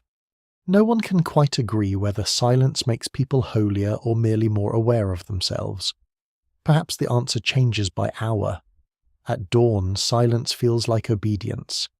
By evening, it becomes something closer to companionship. It leaves room for the soul, yes, but also for memory, longing, fatigue, and the plain private weather of being human. You finish the sleeve and take up the kerchief. This one is linen, thinner, lighter, frayed at one corner where someone has wrung it too hard too often. The repair is more delicate. Linen asks for finer judgment than wool. Too tight, and it puckers, too loose, and it mocks your effort by opening again the first time it is washed. You bend closer, catching the last of the light from the window, and stitch by habit more than sight. The convent around you feels almost suspended. From the church there is no sound now, only the distant readiness of a place awaiting the evening office. From the kitchens comes the faint clatter of a pot being shifted. Somewhere in the outer yard a bucket is set down. A gust brushes the wall and is gone. The hour stretches, not idly, but tenderly. Some swear that private thoughts are most dangerous in the evening, when labour slows and the mind has room to wander. Others say evening is precisely when the mind becomes most truthful, too tired to perform virtue and too quiet to lie to itself. Those who tell the tale never fully agree. You only know that under fading light, with a needle in hand and a house settling around you, the soul seems to speak in a lower voice. You think, briefly, of the world beyond the walls once more, not with regret exactly, more with the curious distance of someone remembering a road seen from a high window. Muddy lanes, market tolls, village wells, pilgrim badges, dogs following carts, broken wheels by ditches, watchfires beyond gates. The world remains there, close enough to smell after rain, far enough now to feel almost like a manuscript illustration. Yet it presses in by ways large and small through travellers, through alms, through cloth brought for mending, through herbs remembered from childhood, through the very bread on the convent tables. You finish the kerchief and begin the leather strap. This is slower, tougher work, and your fingers feel the whole day in response. The needle resists. The strap must be turned carefully. Your thumb, still marked faintly from the scriptorium's ink despite washing, presses against the leather until it warms. You become suddenly aware of how tired you're, not exhausted, not undone, but deeply and honestly used. There is a holiness in such weariness when it comes from service, though no one living it would be foolish enough to describe it as pleasant. The light lowers further.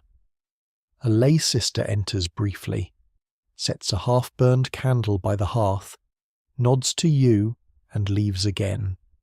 You do not light it yet. There is still enough daylight to finish the strap, and beeswax, like patience, must not be wasted merely because one prefers abundance. When the last stitch is done, you lay the mending aside in neat little order. The repaired things look almost unchanged, and that is their success. Good mending never advertises itself. It simply lets use continue.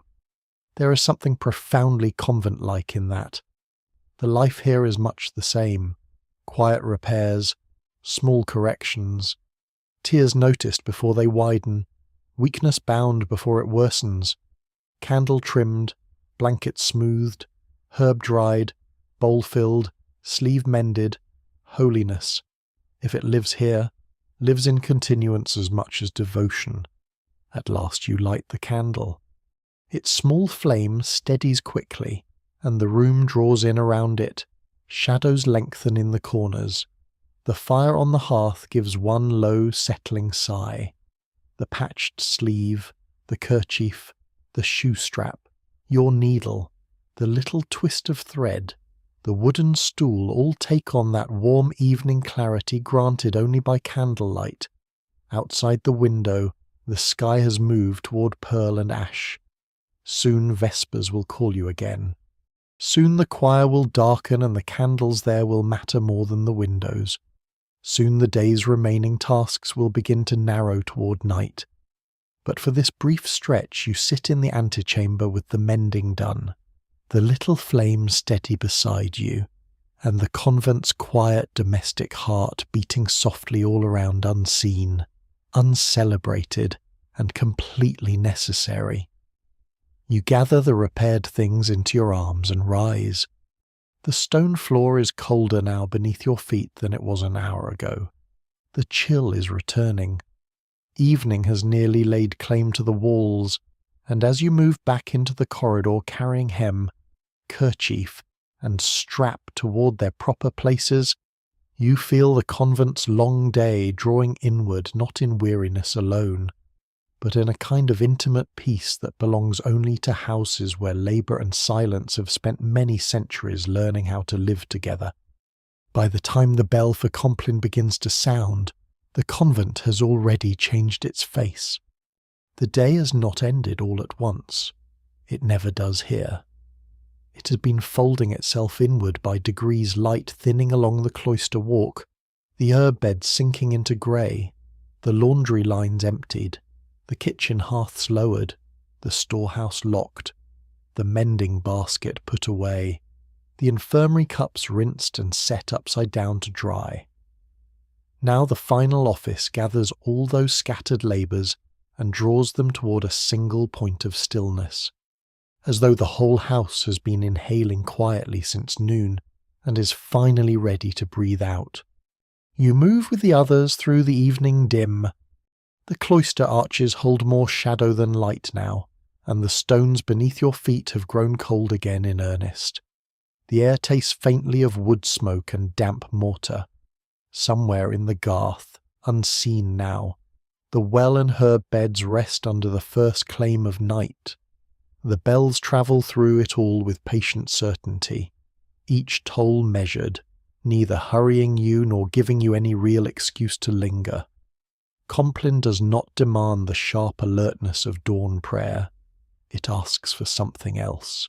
Surrender, perhaps, or at least the willingness to stop carrying the day as if your own effort alone has been holding up the walls. You pass a sister in the corridor carrying a small beeswax candle cupped in one hand. Its light touches her sleeve, her knuckles, the stone beside her, and then vanishes behind her as she turns another corner. A second candle burns at the stair to the dormitory. Another has been set near the infirmary screen. The convent seems strung now with little islands of flame, each one modest and deliberate. No grand chandeliers, no hall blazing like a lord's feast. Only these quiet, dutiful lights, enough to move by, enough to pray by, enough to keep old women from stumbling when they wake coughing after midnight. Some swear the final office is the most tender of the day because everyone has become too tired to pretend before God. Others say it is the most dangerous because tiredness makes the mind wander and the knees forget their responsibilities. Those who tell the tale never fully agree. Yet the bells keep sounding and the sisters keep walking and the church waits. Inside, the choir is transformed. At Lord's it belonged to darkness and breath. At midday it held a calmer brightness. Now it belongs to flame and shadow together. The last of the natural light still lingers high in the windows, but only faintly, like watered milk in glass. The candles near the lectern burn with greater authority now, and the saints on the walls appear and vanish by turns as the flames move. A gold halo catches, then dims. A painted hand emerges. A fold of blue robe deepens into almost black. The timbered roof above disappears upward into shadow, though now and then a line of soot or beam edge gleams briefly where candlelight finds it. You take your place in the stall, and the wood feels warmer than the stone, though only by a mercy so slight it could be mistaken for imagination. Around you, the sisters settle with the particular softness of evening bodies, a sleeve drawn into place, a veil adjusted, fingers resting for a moment on the worn edge of the rail. Even the small cough from the infirmary end of the choir sounds quieter now, as if illness itself has decided not to make a scene after dark. The office begins. The chant is lower than before, gentler, almost domestic in its steadiness. It does not climb as it did at dawn. It seems instead to gather close, to move through the choir like a blanket drawn up carefully over sleeping shoulders. You join in, and at once the whole day seems to answer from within you.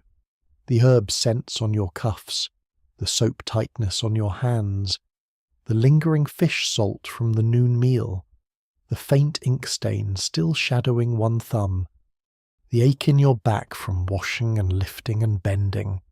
Everything comes into the prayer with you. Nothing waits outside it.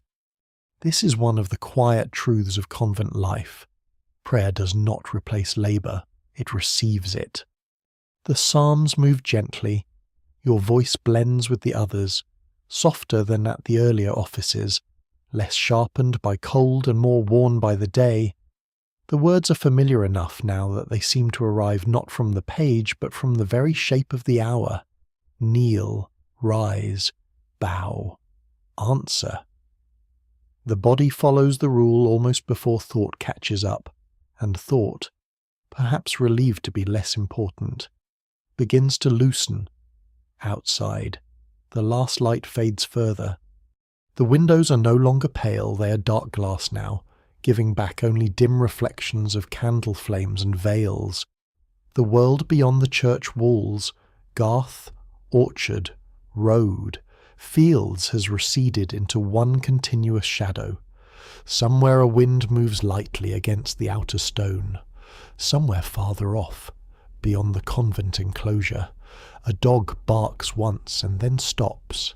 Even now, it is hard to tell whether the dog belongs to a shepherd, a traveller on the road, or one of those half-feral creatures that attach themselves to holy places for the same reason they attach themselves to Kitchen's hope. The candle beside the lectern leans slightly and drips a little wax onto the iron holder. You watch the drop form and settle in one quick white-gold line. Small things become immense during Compline. The drop of wax, the pause between verses, the creak of one stall, the breath of the sister beside you, the rustle of wool against wood. Without daylight to distract the eye, the room gathers itself around the tiniest evidences of life. A reading follows. Short, plain, final. The words pass over the choir like a hand smoothing cloth. They speak, as such readings always do, of watchfulness, mercy, surrender, the guarding of the house through darkness, the body given rest and the soul commended elsewhere for a while. These are not difficult ideas at this hour. The body understands them long before the mind grows holy enough to agree. No one can quite agree whether people fear the night more in monasteries or less. On the one hand, walls, bells, rule, and shared prayer ought to make darkness easier company. On the other, old stone buildings are full of draughts, noises, memory, and corners where imagination works very efficiently. There are sisters who will tell you that bells and holy water keep all worse things firmly beyond the gate. There are others who still cross themselves when an owl calls from the orchard after midnight. Those who tell the tale never fully agree, and so the candles are lit properly, the prayers are said, and everyone behaves as if certainty were abundant. The chant resumes. This time the sound is thinner, more delicate, as though the whole choir has been reduced to its essentials. You become aware of the tiredness in your legs, in the back of your neck, in the small muscles of the hands that have held tools and cloth all day. Yet the tiredness does not feel like an enemy now. It feels almost companionable, a sign that the hours were used, a proof that the body has travelled the whole day honestly from bell to bell. You think, briefly, of the world outside the walls once more, but differently now. Not the road itself, not tolls or travellers or market talk, rather the household settling under darkness much as this one does. Doors barred, hearths banked, buckets set near the leak no one repaired in time, dogs circling before sleep, children tucked under wool, women folding the last cloth, men rubbing sore hands before firelight. Somewhere a roadside shrine catching moonlight on old wax drippings. Somewhere a broken cartwheel still leaning by a ditch. Somewhere a pilgrim badge pinned under a cloak. The convent is enclosed. Yes, but night draws a sort of kinship over every roof, holy or ordinary. The final responses are spoken now more than sung. They fall into the church with a calm finality that feels almost physical.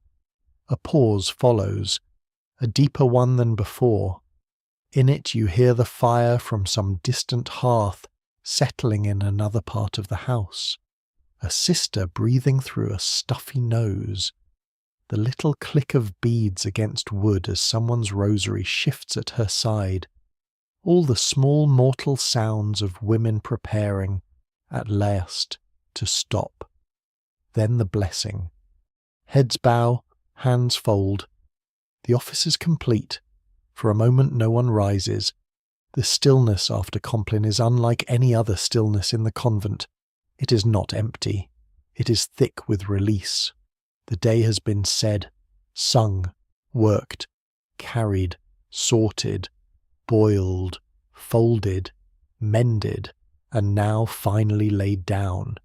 Even the candles seem to burn more quietly. When you do stand, it is with care. The body after Compline is not the same body that hurried from the dormitory before dawn. It has collected hours. Prayer has moved through it. Labour has marked it. Silence has shaped it. Your knees know the paving. Your fingers know herb stems, quill shafts, wet linen, wool edges, warm bowls. Your shoulders know buckets and blankets. You feel all of that when you rise, and yet the weight of it is lighter now than it was before the office began. The sisters turn in ordered quiet and leave the choir. No one speaks. After Compline, the silence deepens. It is no longer merely discipline. It becomes almost part of the prayer itself. You step out into the passage, and the church door closes softly behind the last of the line. The corridor beyond is lit only by the small candles already placed along the way, and their flames seem to hover in the dark like patient stars. The walk back to the dormitory is slow, not from reluctance, but because the whole house has entered a different pace. The cloister arches are nearly black now, the garth invisible except for one pale slice of sky high above. The stone floor reflects a little candlelight in worn patches. Your own footsteps sound gentler than they did in the morning, as though even the convent's bones are careful not to disturb what comes after the final office. At the stair, an older sister pauses and places her hand briefly on the rail before climbing. Another adjusts the blanket over her shoulders. One of the novices nearly yawns and turns it, with visible effort, into something holier looking. You lower your gaze quickly. Night kindness often arrives in the form of not noticing. The dormitory door stands partly open. Within, the pallets wait in neat rows. The blankets you straightened earlier holding their proper shapes. The little shelf of candles trimmed. The rafters dark and high above. A faint trace of lavender and wool meets you as you enter, along with the honest chill of a room not yet warmed by sleeping bodies. It is not welcoming in any sentimental sense. It is simply ready, and that, after a day like this, is enough. You enter the dormitory as though stepping into the last held breath of the day. The room is dim, arranged more by memory than by sight now. A single beeswax candle burns near the stair, its small flames steady and self-contained, touching the nearest pallet, the edge of a wooden chest, the fold of a hanging cloak, and leaving the rest to softer shadow. Above, the rafters disappear into darkness, soot dark and familiar, while below the rushes on the floor whisper faintly under passing feet. The cold has gathered again along the stones, but it no longer feels sharp in the way it did before dawn. It feels settled. Night has taken possession properly. No one speaks. After Compline, the silence is deeper than rule. It belongs to the whole house. The sisters move within it quietly, each to her own place, unlacing shoes, loosening cloaks, folding veils, making the smallest necessary arrangements before surrendering to sleep. A chest lid lifts and closes softly. A blanket is shaken once. Someone at the far end of the room coughs into a sleeve. Another kneels briefly beside her pallet, head bowed. Even these ordinary motions seem gentler now, as though the entire convent has agreed that nothing more should be demanded of the hour than care. You set the repaired strap and folded kerchief where they belong, then turn to your own pallet. The blanket lies as you smoothed it earlier, plain and orderly. The straw beneath the ticking has already remembered the shape of yesterday and the day before that, though tonight it will receive you as if this were news. You sit first rather than lie down. The body asks for a pause, knees, shoulders, wrists. The small muscles in the back of the neck, all of them declare, in their quiet medieval way, that they have accompanied you faithfully through bells, prayer, laundry, herbs, ink, storehouse dust, and evening mending, and would now like to negotiate terms for tomorrow. You begin with your shoes. They come off one at a time, the leather slightly damp still at the seams from the day's movement over stone and yard. You set them neatly beneath the bed, where the others are setting theirs as well in one long dark row along the pallets, like a line of obedient, tired animals finally given leave to rest. Nearby, one novice nearly drops a shoe and catches it at the last instant, with a look of such alarm you suspect she thinks clumsiness after Compline may be listed somewhere among lesser sins. An older sister, already seated, shifts the hem of her blanket just enough to hide the entire episode from anyone inclined to judge. Again, the convent's quiet kindness works best when unannounced. You loosen your sleeves and rub your hands once. They still carry traces of the day if you look closely, a faint dryness from soap, a green memory of herbs near one nail, the ghost of ink at the edge of the thumb, a place on the finger where the needle pressed harder than you realized. These are small marks, soon gone, yet they feel like a ledger more truthful than the one kept in the storehouse. Prayer leaves little visible trace. Labour does not. Some swear the body knows night prayer better than the mind, because once the final office is done, the limbs accept what the soul still resists, that the day is over and must not be mended further. Others say the mind is always the last thing to sleep, and one should never trust a tired conscience after dark. Those who tell the tale never fully agree. Still, you sit very still on the edge of the pallet and let the silence gather around you like another garment. Across the room, Sister Agnes from the infirmary moves between two pallets carrying a small cup and a cloth. One of the older women must have needed one last draught or comfort against the night chill. The infirmarian bends, adjusts a blanket, presses the cup into waiting hands, and lingers only long enough to be sure it is taken. Then she straightens and returns the cup to the shelf without a word. Even now, at the edge of sleep, the convent continues caring for itself. Near the stair, the candle flame shortens slightly. Its beeswax scent is soft but present, mingling with wool, cold wood, lavender, old straw, and the faintest breath of smoke carried up from the lower hearths. It is a deeply indoor smell, a smell of enclosure and long habit, a smell that would seem austere to anyone passing through, and strangely dear to anyone who had lived among it long enough. You lie down at last. The blanket comes over you with its familiar weight, not soft in the way rich people describe softness, but dense and sure, dependable. It smells faintly of wool and storage and the sunlight it caught briefly before being folded back into evening use. Beneath you, the pallet shifts, settles, accepts. The straw makes its dry rustling sound, then grows still.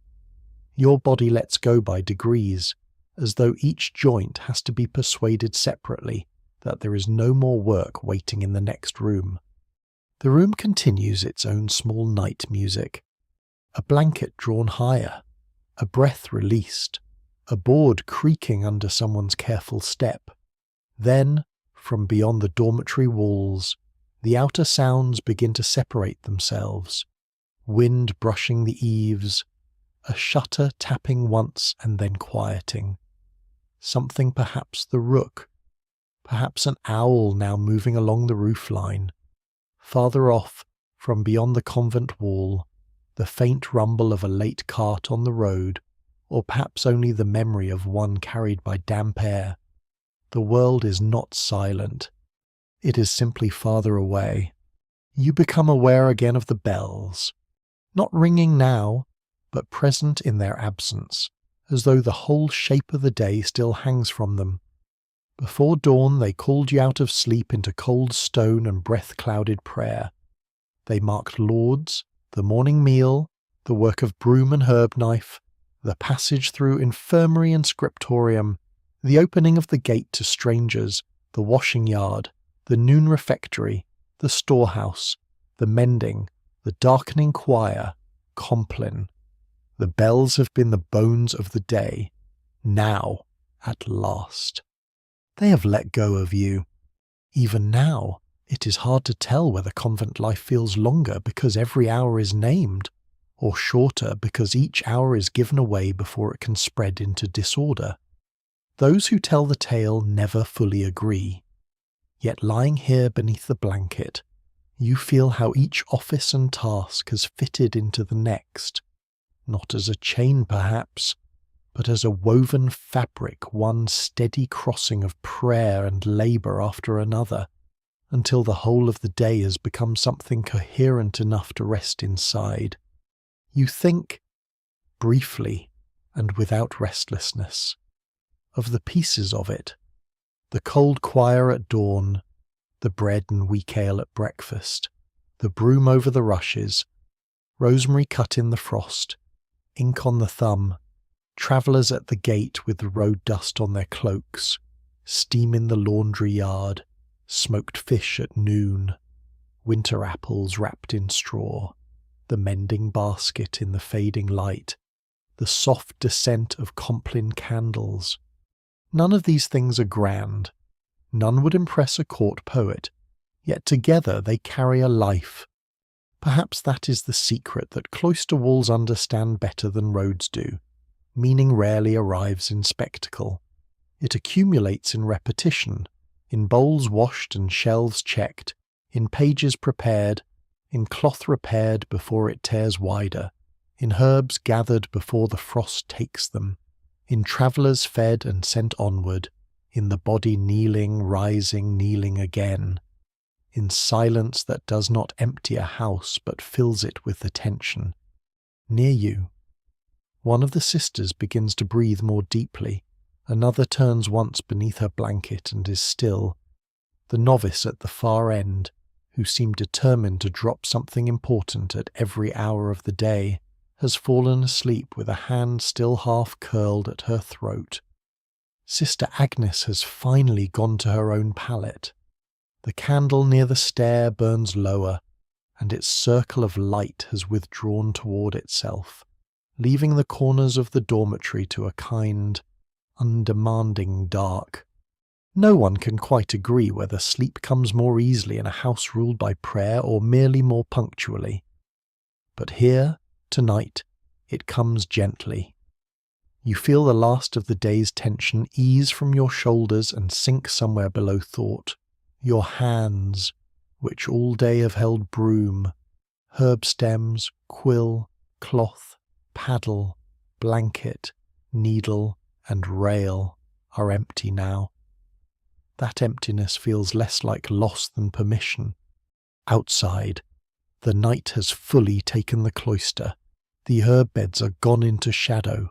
The well stands unseen. The roads beyond the wall continue toward villages, shrines, gatehouses, taverns, and muddy crossings, but they do not ask anything of you now. The travellers at the gate are elsewhere. The storehouse door is locked. The infirmary cups are dry. The pages in the scriptorium rest covered. The laundry hangs where it should. The bells themselves are silent.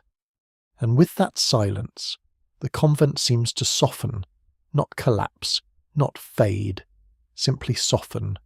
The stone remains, the oak doors remain, the iron keys, the wool blankets, the beeswax candles, the herb jars, the psalters, the storeroom sacks, the old worn stair, the cloister columns polished by generations of passing hands, they all remain.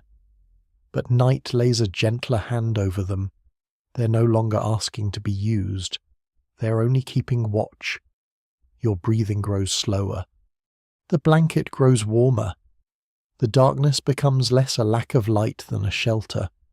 The whole day, with its bells and chores and holy silences, begins to drift away from you, not as a burden, but as a texture like linen folded smooth, like ink drying into a page, like steam lifting from a washpot into colder air. And then the final softness comes, the final loosening, the final surrender of mind to the room to the night to that deep quiet in which no task remains unfinished because none are required any more. The dormitory holds you, the convent holds you, the stone walls hold the dark outside and the little warmth within. The candle lowers to a smaller flame, then smaller still, and as sleep reaches you at last, it feels not like falling, but like being gathered in by wool, by silence, by rule, by the long patient rhythm of a life made from bells and ordinary things. The last imagery of the day drifts softly through you, now candlelight trembling on worn oak. The herb garden silvered at dawn, steam rising from the laundry yard, the smell of rosemary crushed under your fingers, dust lifting from a winter blanket in a stripe of sun. The old infirmarian's cups set in order, the line of sisters beneath the cloister arches, the final low chant of Compline under soot-dark rafters. All of it recedes, all of it grows gentle. The room is still, the house is still. Even the outer world, with its muddy roads and uncertain weather and tolls and travellers and barking dogs, seems to have stepped farther away, dimmed into something soft and harmless beyond the walls. You're warm enough, you're tired enough, you have done enough. And so, beneath the convent roof, within the breathing dark of old timbers and older prayers, You let the last of waking go. The silence no longer asks anything. It only surrounds you, calm and steady as folded linen, until the night closes fully over the day and the day disappears into rest.